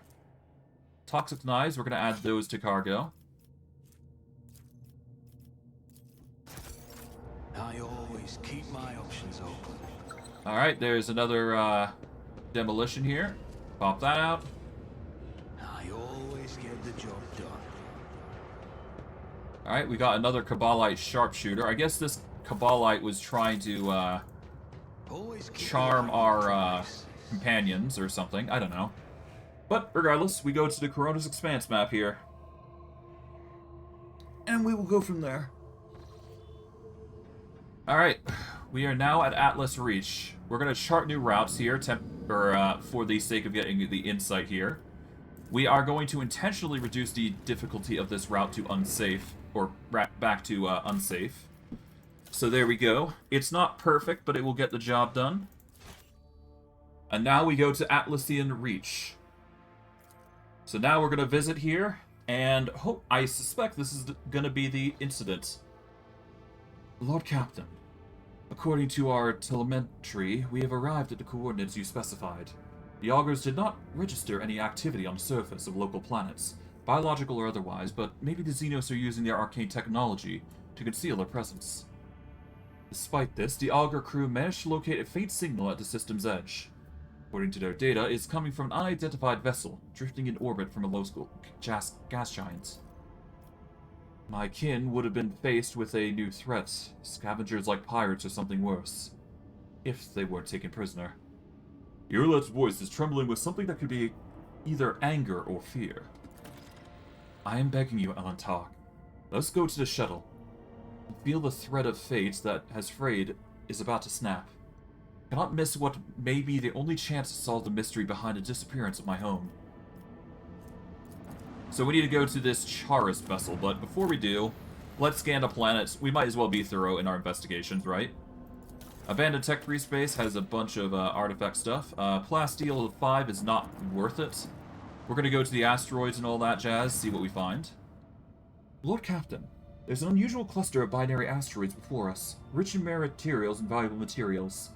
They're moving at a fairly sterile orbit, which suggests the possibility of constructing a mining station inside the drift. Oh, cool. We might be able to, let's see what we find, then. Adamantine. And 12 to no less. Okay, we've got our adamantine bulk here. Nice. Let's go grab some space dust. Lord Captain, reporting. Our Vorg ship has passed through a cloud of cosmic dust of unknown origin.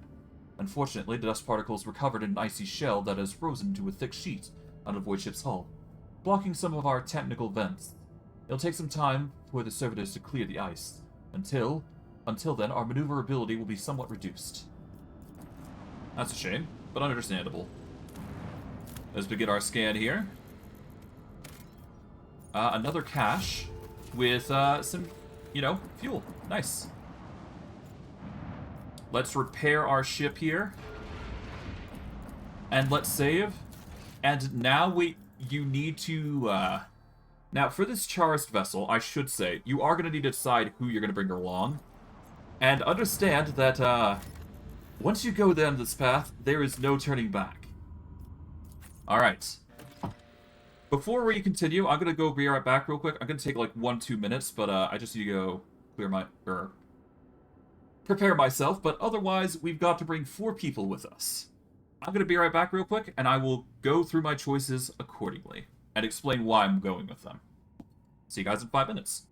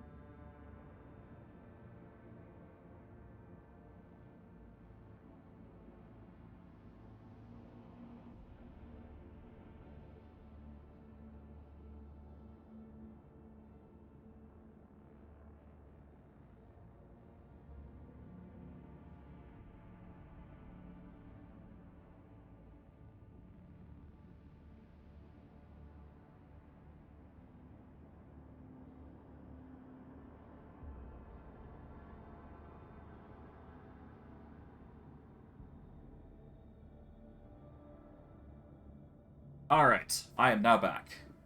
Out of everyone I am going to be bringing along for this excavation, obviously, Yrelet is a required choice. You have to bring her along. Out of everybody, I'm going to keep Abelard, Idera, Argenta, and I will be removing Cassia for this one, and I will be going with Pascal because of personal opinions. Now, once I do go dogmatic and heretical, I will be choosing different choices according to this, but these are the 4 that I've decided that I'm going to bring along for this specific occasion. If I could bring more, I would have done so, but sadly, that is simply not a choice. Not in this game. You got a maximum of 6 people that you can bring along. So, yep, Abelard, Idera, Argenta, and Pascal are going to be my 4 choices that I'm going to bring along, because it doesn't really matter if you do so or not, but this is a personal choice of mine. But I digress. These are the 4 I'm going to be going with.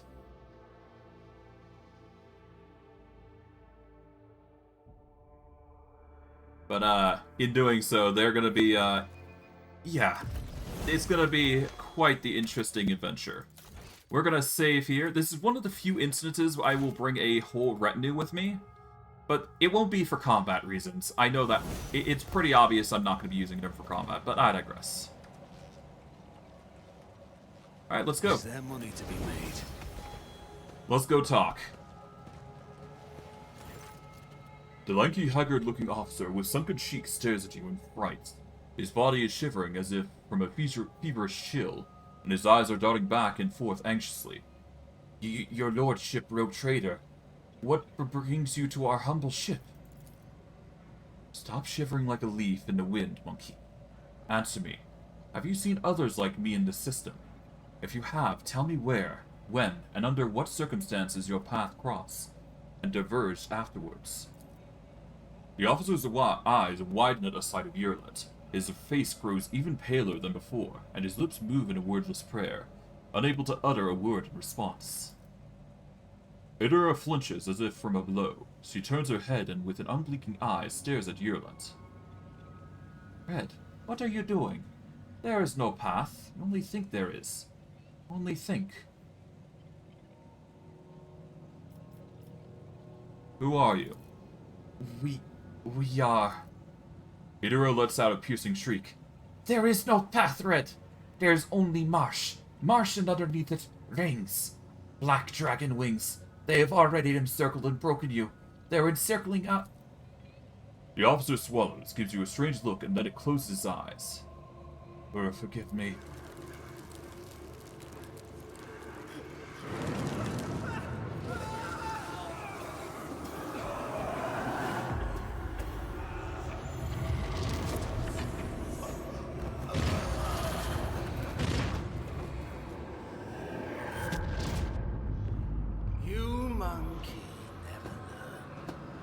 I'm beginning to think that your kind is eager to step into our snares.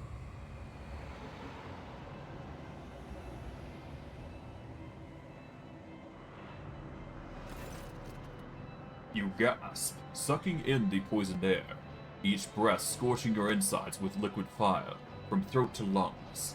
Every cell in your body is engulfed in maddening pain, as if you are being doused in molten metal, skinned alive, and subjected to yet another form of torture. You hear sounds coming from somewhere far away, the moans of your people, the shuffling of bare feet, and the light footsteps slowly getting closer. Rogue trader. A long-awaited meeting indeed. You can barely see anything through the haze of agony, but you still remember the voice well. The voice of the Xenos who devastated your capital world. Mazzari's face is hidden behind a helmet, but his tone leaves no room for doubt. He is smirking. Yrelet, who is writhing in pain next to you, is barely able to breathe out. Now, what have you done? Are you dissatisfied, my kin? I promised you that you would have your precious craft world survivors, and so you will. I will take you to them. I might even be there to witness your jubilant reunion. Tobo dries, wine under a tech-priest's scarlet robe, in a dragged but fruitless attempt to lift his body. The inferior flesh has betrayed me. You must have punished it poorly, Iron Monkey. No matter. As a captive, you will learn how to apply the art of torture to make it fear the very thought of betrayal. Mazzari takes a close look at your companion squirming in agony, then gestures nonchalantly to someone you cannot see. Bring in the injectors. The monkey I promised to Tantalus are among them. I do not want these wretches to move an inch until they are in the hands of the Archmechanicator. As for you, there's a disturbing gleam in Dracon's eyes. You will have your share of paralyzing dreams too. I'm not gonna keep you. You're far too precious to be surrendered to a madman playing with fire.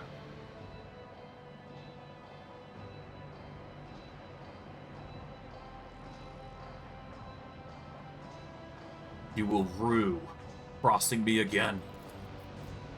Mazzari clicks his tongue and shakes his head. You disappoint me, monkey. I've heard the plays of million and the curses of billions. You can do better. His last words fill your head like a deafening echo of a ship's siren. The gas creeps deeper into your lungs. eating away at them hungrily.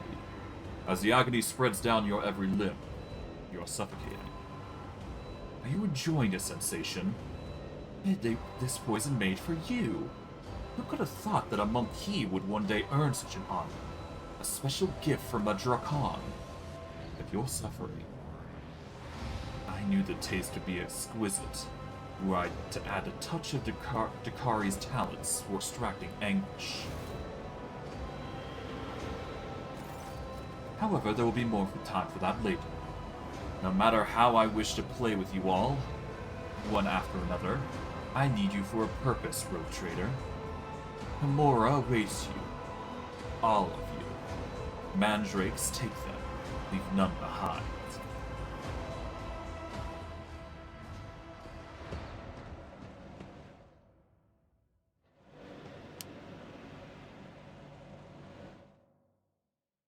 "16 hours pass." And this is the part where I'm gonna say that if you don't like, if you're a bit squeamish, don't look into this, because they basically amped this game from 1 to 11 since Pathfinder Wrath of the Righteous. Or at least on the grimdark part of things, so prepare. Your consciousness emerges from an ocean of darkness and nightmares, as if someone's powerful hand reaches into its depths and brought you into the light. In a dark room, long and angular shadows move around and exchange remarks. One of the shadows approaches you, ripping apart the veil of pain, revealing features that look familiar to you. You are awake, monkey. Mizari's voice is sickeningly sweet. He is looking at you with idle interest, rolling a soft and milky-colored object from one hand to another. Our toxin master has spared no efforts to drag you out of the induced dream. I must commend the Nightmare Weavers. The emanations of fear you exuded in your delirium are worthy of the highest praise. However, it's time to finish what you were brought here for. It's time for the work of the good of the Cabal, rogue trader.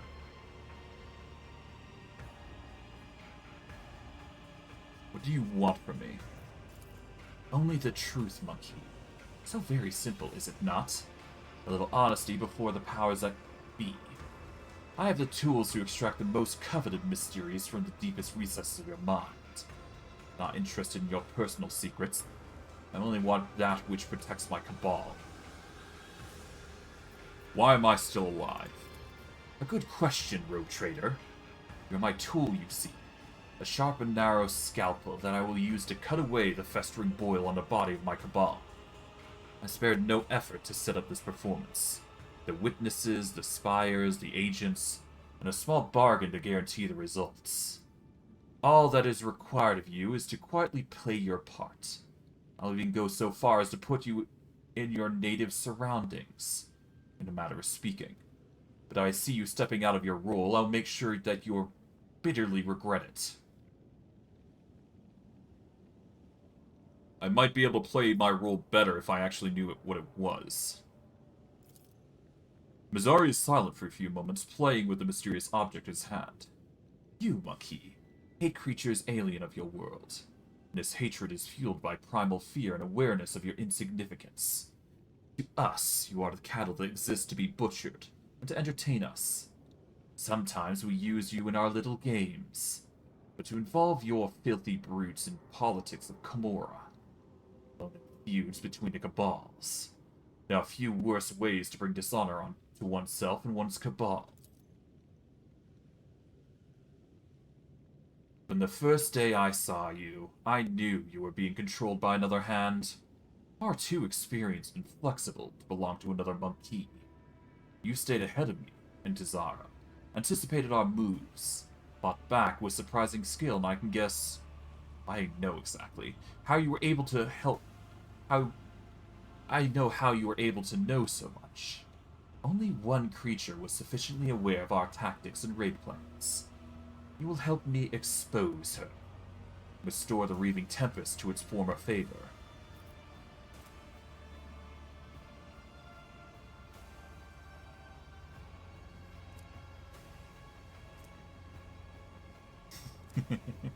I'm gonna do this just for the fun of it. I have a secret for you. Something your spies and agents failed to recover. No, monkey, you have nothing that I could not extract from you myself. These are my favorite tools. Drukkari gestures to one of the shadows near you, and your head is forced backwards. Mizari brings a hand holding the strange object closer. Manage to make out translucent glossy skin, bluish, pulsating organs beneath, and a little head with serrated jaws, before the Drukkari pushes the larva into your face.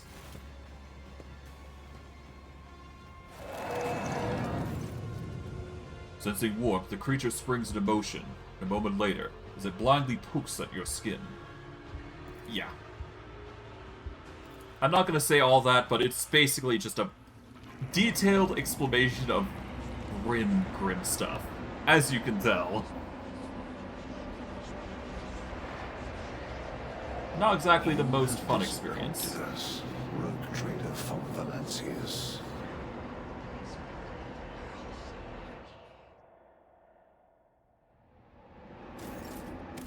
Alright, we're gonna save here. We're gonna save underpaid, because that's exactly what's going on right now. But yeah, we're gonna go through this. We're reaching the more grim part of this. Keep your wits about you.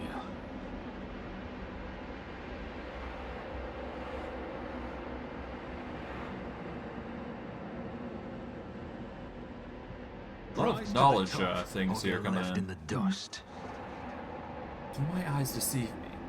Explain yourself, Owen Talk.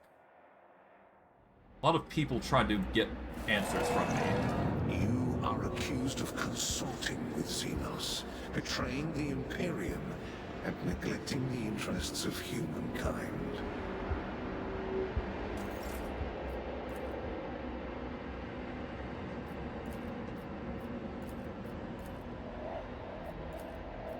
Yeah, there's a lot of stuff here, apparently. I always keep my The tribunal is waiting for your explanations. Come closer.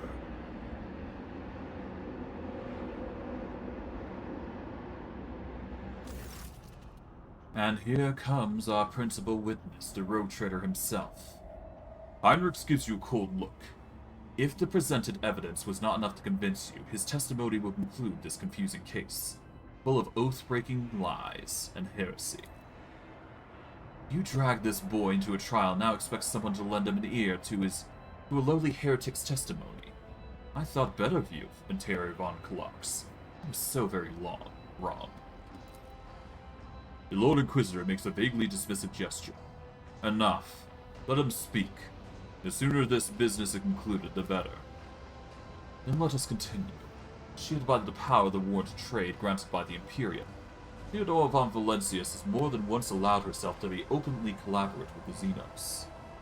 You have never seen such a contemptuous grimace on the interrogator's face.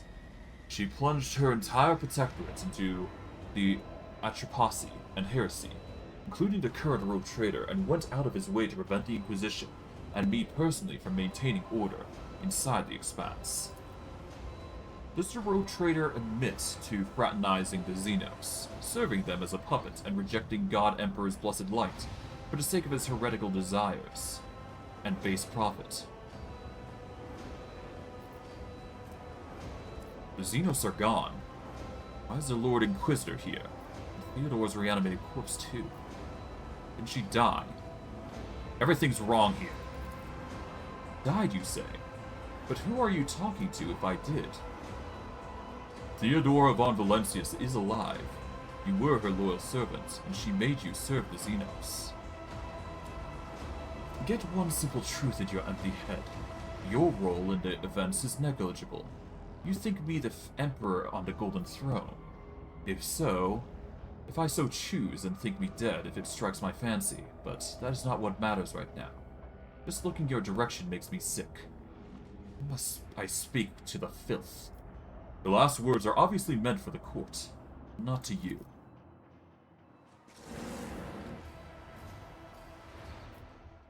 Heinrichs bends over with a crooked smile. Rogue trader, are you alright? Or was your heretical association with the Xenos so disruptive that you lost your mind? You served the Xenos. You rejected his light. You reveled in your heretical desires and craved base profit. That's wrong. The Inquisitor leans forward slightly at the sight of your anguish. For a brief moment, the boredom in his eyes is gone. It was amusing, but the joke is outstayed its welcome. Theodora shoots the interrogator a nasty look. It is painfully obvious this heretic is dancing to your tune. His word against mine? You have lost before you even unsheathed your blade, Heinrichs. You needn't worry, dear Lord Captain. My intention to bring up unsupported claims. Heinrichs produces a data slate and skillfully manipulates the device until he locates the necessary information. The rogue trader uncovered the crimes of the Aldari on the most important agri-world of the Von Valencia's protectorate, which feeds many Imperium colonies in the expanse. But instead of purging the planet of Xenos menace, he allowed the Inhumans to take refuge in the shadow of his power. They are corrupting Janison's society even as we speak, and who knows, perhaps another rebellion will not be long in the coming. The rogue trader ties to Drukkari, a different subspecies of Aldari, are just obvious. Who else could help him? The divine.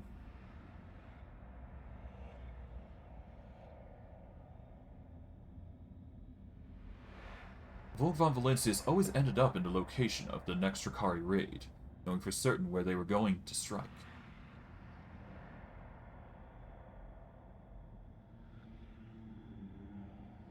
Yes, I did cooperate with Xenos. This I will not deny. Cooperation is a double-edged sword.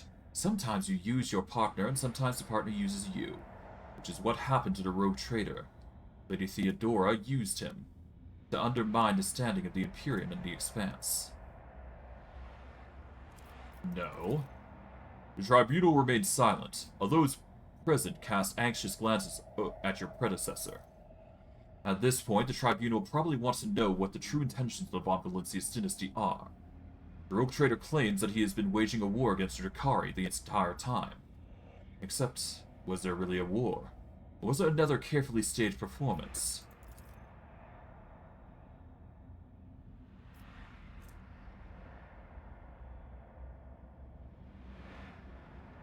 Enough of this circus, Heinrichs. I did not set up any attacks. Rogue trader. Heinrichs addresses you through clenched teeth. You are destroying your only chance to make yourself useful to the Inquisition, and to me personally. Do not tempt fate and do not resist the examination. Are you really saying your war with Drukkari is not a hoax? And how did you and your foolish subjects know the coordinates of the enemy ships every time? How did you know their targets? You think yourself an expert in all things Xenos, was shrewd enough to divine the carefully devised plan of the Cabal's finest. No. Only other Drukkari could do that, and even then, only few. This means you were in collusion with them. Bull-headed stubbornness does not fit a man of your pedigree, rogue trader. But since you have decided to deny everything, I will summon another witness. I'm sure everyone will find it interesting to explore this sordid story from another angle. Yrelet silently takes a graceful step forward. If the court so desires, my speech will run like a river and wash away your doubts. I found a shard of my home in the rogue trader's chambers, an entire craft world vanishing among the stars. The only clue as to its fate resting in the hands of this monkey. That was when I began to suspect that he had something to do with the misfortune that had befallen my Grimdark. Do not be deceived by his breed. There's a cunning predator lurking behind the fluttering of fragile butterfly wings. The monkey before you is a bizarre amalgamation of qualities not unusually inherent to his feeble species. He has mastered mysteries in many of this world's cultures. The secrets of the universe and ancient artifacts. The fine art of war, the intricacies of deceit. All are embodied in a single monkey, however hard it may believe. However, the thread that bound our past broke the moment I realized the monkey's involvement in the disappearance of my home. To flee the rogue trader, I tracked down and eliminated his chief tracker, who had pursued our kin in the part of the galaxy for many years, and thus earned clemency before the court. So Archelius did not simply vanish. You helped him disappear. I say he is only himself to blame. An agent who cannot recognize an impending threat is useless. Heinrichs nods with satisfaction, noticing your reaction, or rather the lack of it.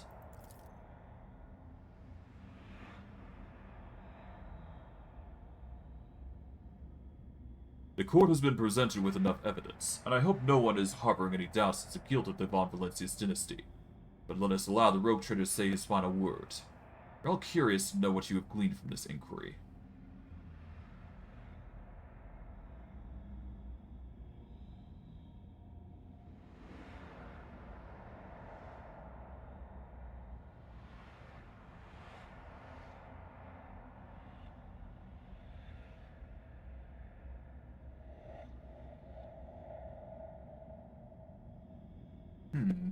I'm deciding what I should go with.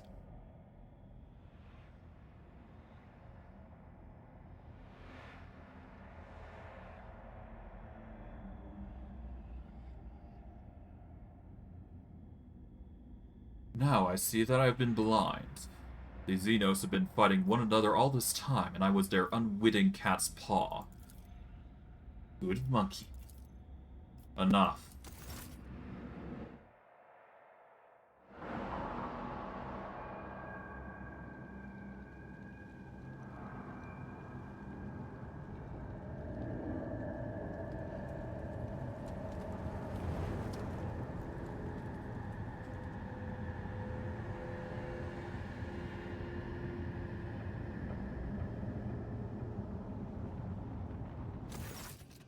After the spell is lifted, staggering pain pierces your body. Darkness clouds your vision, and nausea creeps up on your throat. But the wounds you manage to forget soon remind you that you are still alive. The weakness of your subjects is an insult to the Council of the Archons, and the Supreme Overlord of Kamarat himself, Yrelet. The commanding, inhuman voice tears you from the vice of agony. You see an unknown Drukkari in the center of the chamber, whose presence alone causes your inside to clench. Instead of fighting and ripping what they are owed from Destiny's hand by force, they dare to claw into the Dark Palace, begging for favors.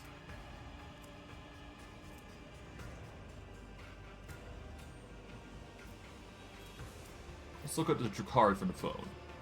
One half of his face is hidden behind a golden mask, with an intimidating visage. The other half is showing a malicious sharp-toothed leer.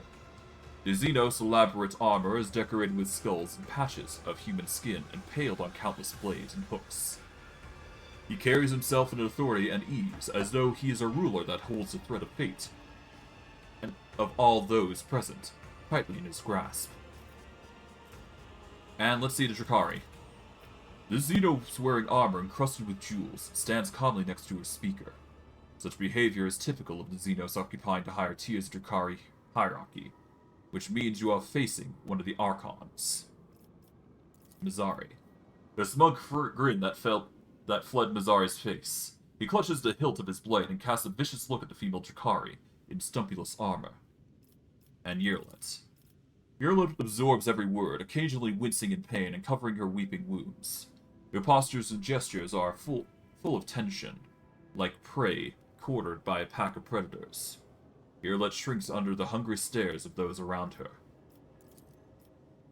With the greatest respect, mighty Nazkari, Archon of the Cabal of the Black Heart, first among the chosen, voice of the Overlord of Dark City, bringer of demise, conqueror of 100 worlds. Nazareki dismisses Mazari like a bothersome fly. The Council of Archons has heard enough platitudes. Drakon Mazari, no longer wishes to. Sly intrigues, ruthless chill to jagged ice, turns lips and tongues. O vitriol, verbose, the cut and thirst. Time with fate's own machinations brave, but whose deft footward leads to naught but dust?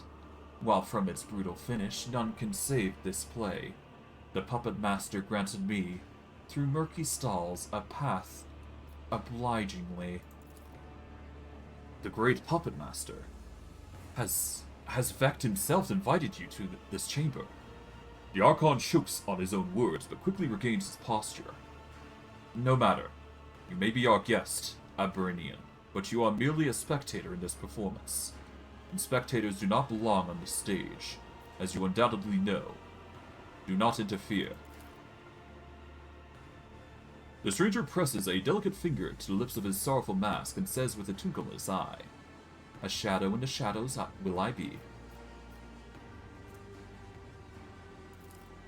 The bright motley, the hollow suit, the mask hiding its owner's face, and the graceful, subtle movements. Before you stands a harlequin, another representative of the multifaceted Eldari race. The Xenos catches your eye and nods. For a moment, the play of shadows on the mask appears to twist its expression into a mischievous grin. What do I know about Vept? You have heard many gruesome tales about the atrocities of the Drukkari, but the cruelest and vilest always involved Astrobach Vept, the Archon and the Cabal of the Black Heart, the supreme overlord of Komorra, and the most dangerous of all his dark kind.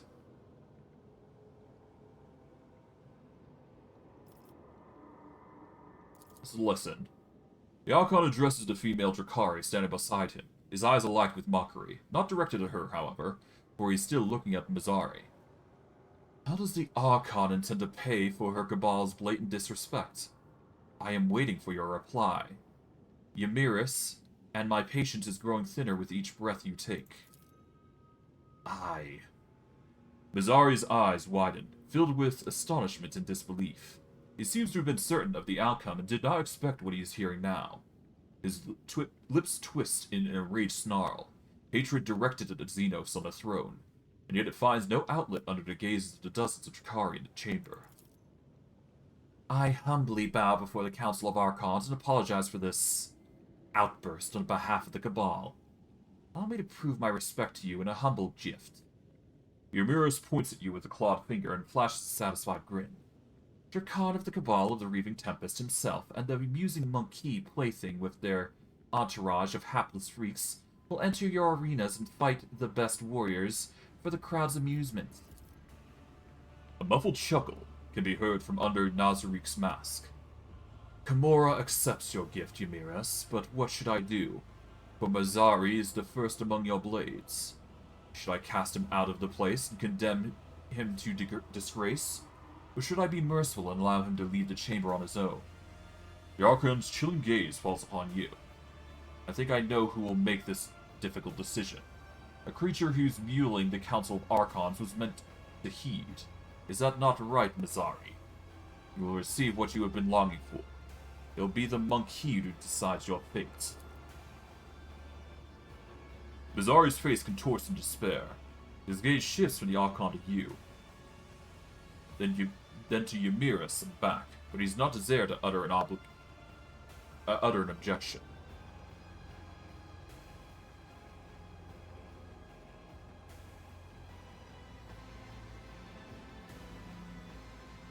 To the void with you, Xeno scum. I will not be part of your games. The lesser races are disgustingly primitive.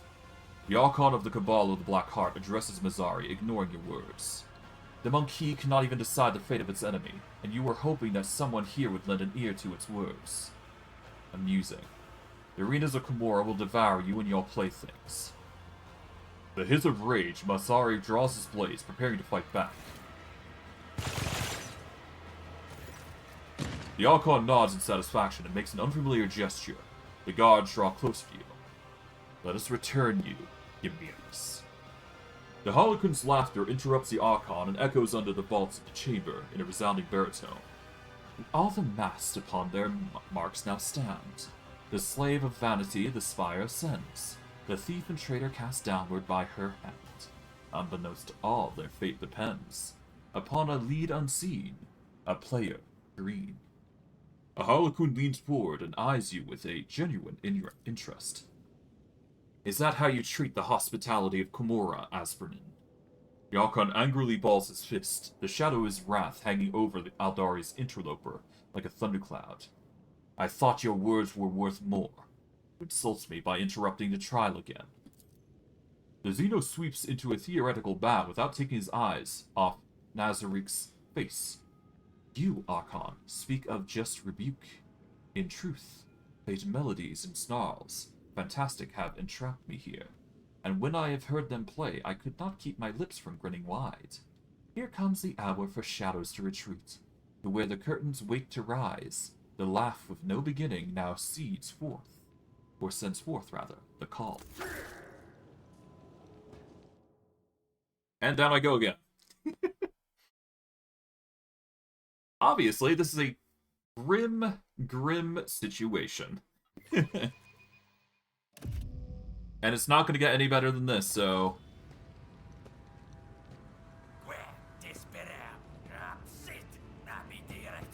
Ah!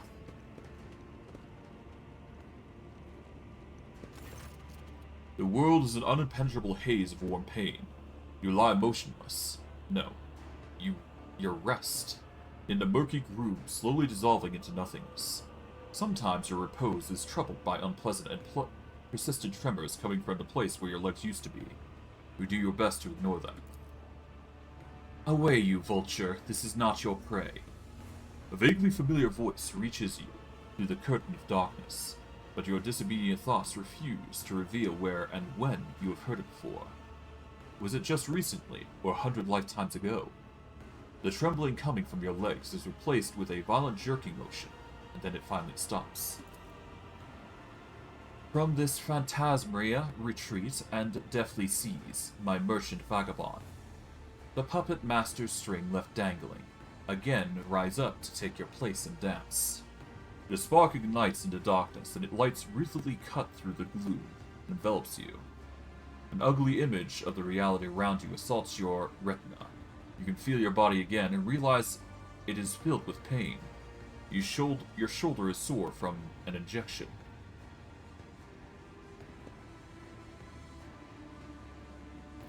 Until I get a cup of recap, my vital status is yet to be determined. Alas, the bliss of death will save you not. The whirring waltz of chance and gloom you'll dance. A prickling sensation burns your shoulder, and the darkness at last fully withdraws from your mind. Whatever the injection was, it was making your heart beat in a frenzied tattoo, and your pupils narrow, so that you now register every detail of the disgusting place, which you have now found yourself in merciless clarity. You immediately regret the decision as you feel your body. Every inch of your body is suffering. There's a dull, debilitating pain in your head caused by chemicals of some kind. Your body is covered in deep cuts made from either for fun or with sinister intent. All of your organs appear to be intact, but the same cannot be said for your blood. You've lost a great deal. Finally, a strange gnawing spasm occasionally flares at the base of your skull. It is not severe, but for some reason it is what concerns you most of all. All of your equipment is gone, as are your shoes. You do not even have a knife at hand to fend off enemies, or to open your veins. Look around. You are surrounded by the dead, numerous corpses, mutilated bodies, and pieces thereof. Humans, Drukkari, and other Xenos unfamiliar to you lie motionless in this gruesome mortuary. Your eyes refuse to focus on the blurry figure of the person who came to your aid. He appears tall, and your mind empathically refuses to continue, for every moment of concentration causes you suffering. I have seen you somewhere before. Who are you? A dream obscure of death, deliverance, illuminating will and agony. Where am I? Among the shadows and the wings you lie, where taut are pulled the puppet master's strings. The stranger intricately links his fingers to mimic the tools of a puppeteer. My companions, where are they? Not here. The roles have been decided now. But if you play your part, perhaps the plot will draw you back together. Or to doom. The figure's cruel laughter follows. This overture in verse, the final lines. The merchant's time to tread the boards have come. Embark you now upon the pilgrimage, and take my parting gift, a humble prop. The stranger deposits something into your hand and disappears into the twilight. We are given the gift from beyond the grave. It is a rate of fire 2 weapon, and it's a pistol. Attempt to rise. Your body has suffered too much to obey your mind, or rather, that is how it would have been. For someone else, perhaps, but not for you. You have lived for worse. Anguish and torture can never break you now. You will rise to your feet and press on. All that is left is to understand why you should. The people. Hundreds of faces flash before your mind's eye. Friends, subjects, and companions. The universe is cruel and full of darkness, and your will and determination are the only barrier between your loved ones, and its crushing apathy and brutality. You have no right to die. Not here and not now. Resoluteness floods through your veins like incandescent plasma, and you make another attempt to get up. We get 10 toughness, and it's a permanent effect. You get up. Yes, your body aches and rebels against you, but your tempered mind is stronger than mortal flesh. You draw yourself up, straight, and take you in your surroundings. I know how to take risks. And currently, we are suffering from a lot of effects, as you can see. We suffer from hamstrung, deformed bones, darkened eye, and... well, I mean, we already have a poorly, stat array, but yeah. The only thing we have to our name is a revolver. And that's all we're gonna have for a while, because our armor is gonna be shoddy at worst. I'm gonna look around a little bit, but we're probably not gonna be doing much, to say the least.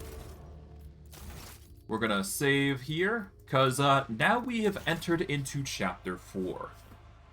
I could continue, to be fair. I could, but there's no reason to. Well, I guess I could. We can make an awareness check, I suppose, but we do have a toughness boost of 10, so that's a nice boost. And that's a permanent effect, I believe. Power of Honor. Yep, permanent 10 toughness. We're gonna save... oh, we've already saved, so now we're gonna make some checks here. Just as I planned. There we go. We get a stim. Nothing too crazy, but hey, knowledge checks are always nice. We want to make sure that we succeed these checks because not only are we getting experience for these checks, but we're also getting supplies. So doing them is absolutely worth it. Failure is just a temporary setback. We are going to load again. But yeah. As you can see, we didn't go through quite the most comfortable situation. I could have reloaded those things, but it's a long list of checks that I don't really want to redo. So we're just going to take what we got and succeed from there. I won't let it define me. I'm going to quickly reload these just so I can get at least a heal, so that way I can reduce my well, that way I can get rid of my temporary wound, which seems to be the biggest issue on me right now. But otherwise, we are doing well.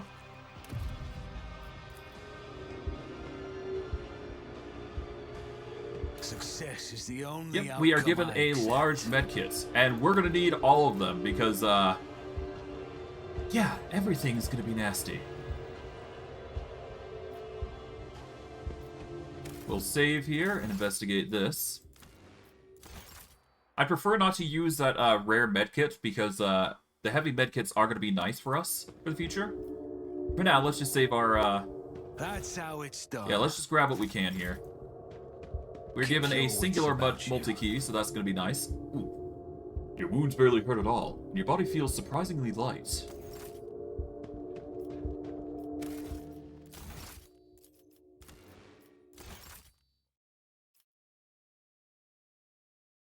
Apparently, even though we suffered some major damage, we're actually doing quite well for ourselves. I always get the job done. Alright. Rise to the top. Grab those stims. stims. Left in the dust. This could be an opportunity. Oh, we got an awareness check here. We managed to succeed. Nice. Let's investigate this.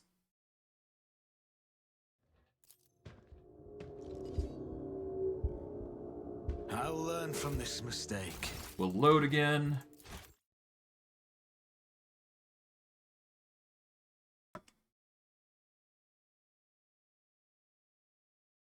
And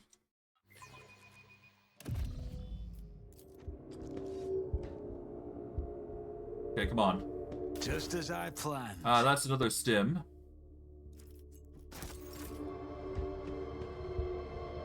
I always keep my options open. If you surrender to the cough and lie down, it'll be easier to breathe and your lungs will stop burning.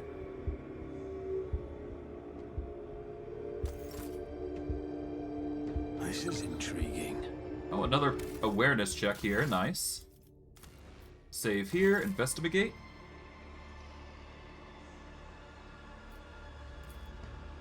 Success is the only outcome I accept. What's a peculiar thing? Another check. Okay, nice. We're getting a lot of stuff here. That's good. That means our investigations aren't going to waste here.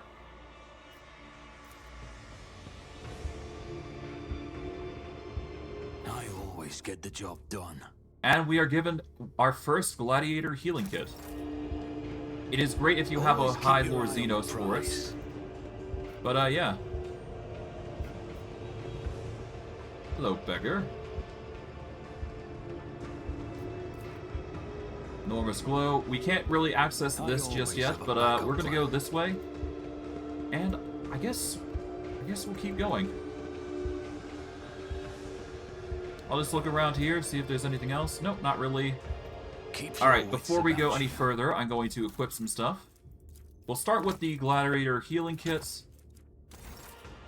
Alright, so let's see. We've got a choice between the gladiator healing kits, or we can go with the large med kit. Let's see. 12 plus lore Xenos divided by 3 wounds. Removes bleeding, burning, and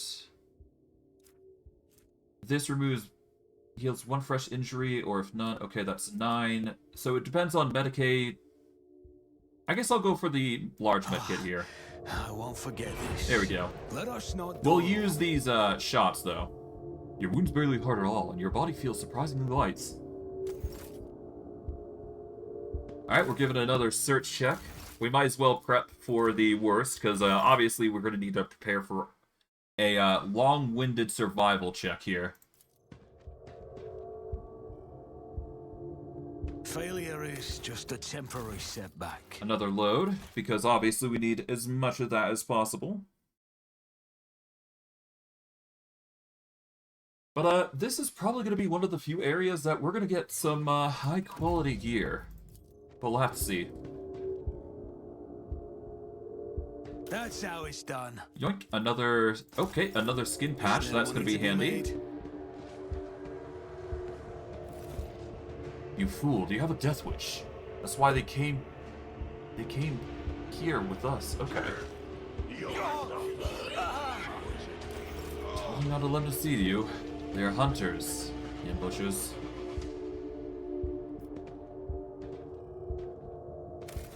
Alright, let's save here. You know what? I'm gonna do this fight just because I can. I'm actually quite confident I can actually beat these guys if I can evade their attacks a lot. Oh, right. I don't have the, Right, I don't have a high boosting stat ailment, so...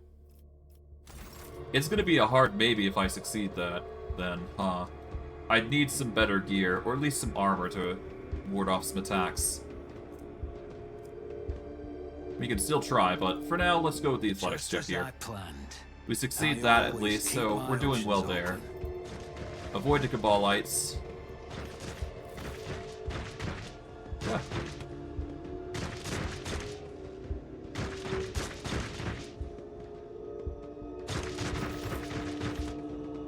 I always have a backup plan.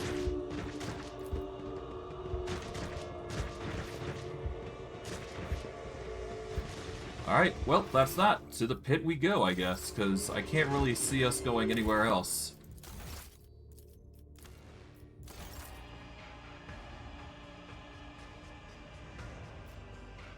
Always keep your eye on Yep, there isn't really much else to explore, so yeah, we're going to the pit. See what we can find. Although I could probably pause it here, to be quite honest. As far as I'm concerned, really. You know what? Why not? Let's pause it here. I'm satisfied with these results. We're gonna save here. I'm not gonna wrap it up here. So yeah, we have been thrown into a very dangerous cabal of Xenos, or specifically the Drukkari. This is a nasty zone, and we are going to have to prepare for the worst, so we're going to have to get ready for combat, no matter what comes our way.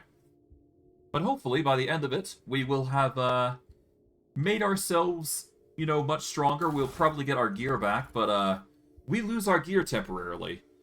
Now, I will say this, don't worry, you will get your gear back. There is going to be a time where you can do that, so don't worry. But otherwise, you just have to be ready and prepared. But I digress. I'm going to wrap it up here. I hope you guys enjoyed today's stream. I know I did.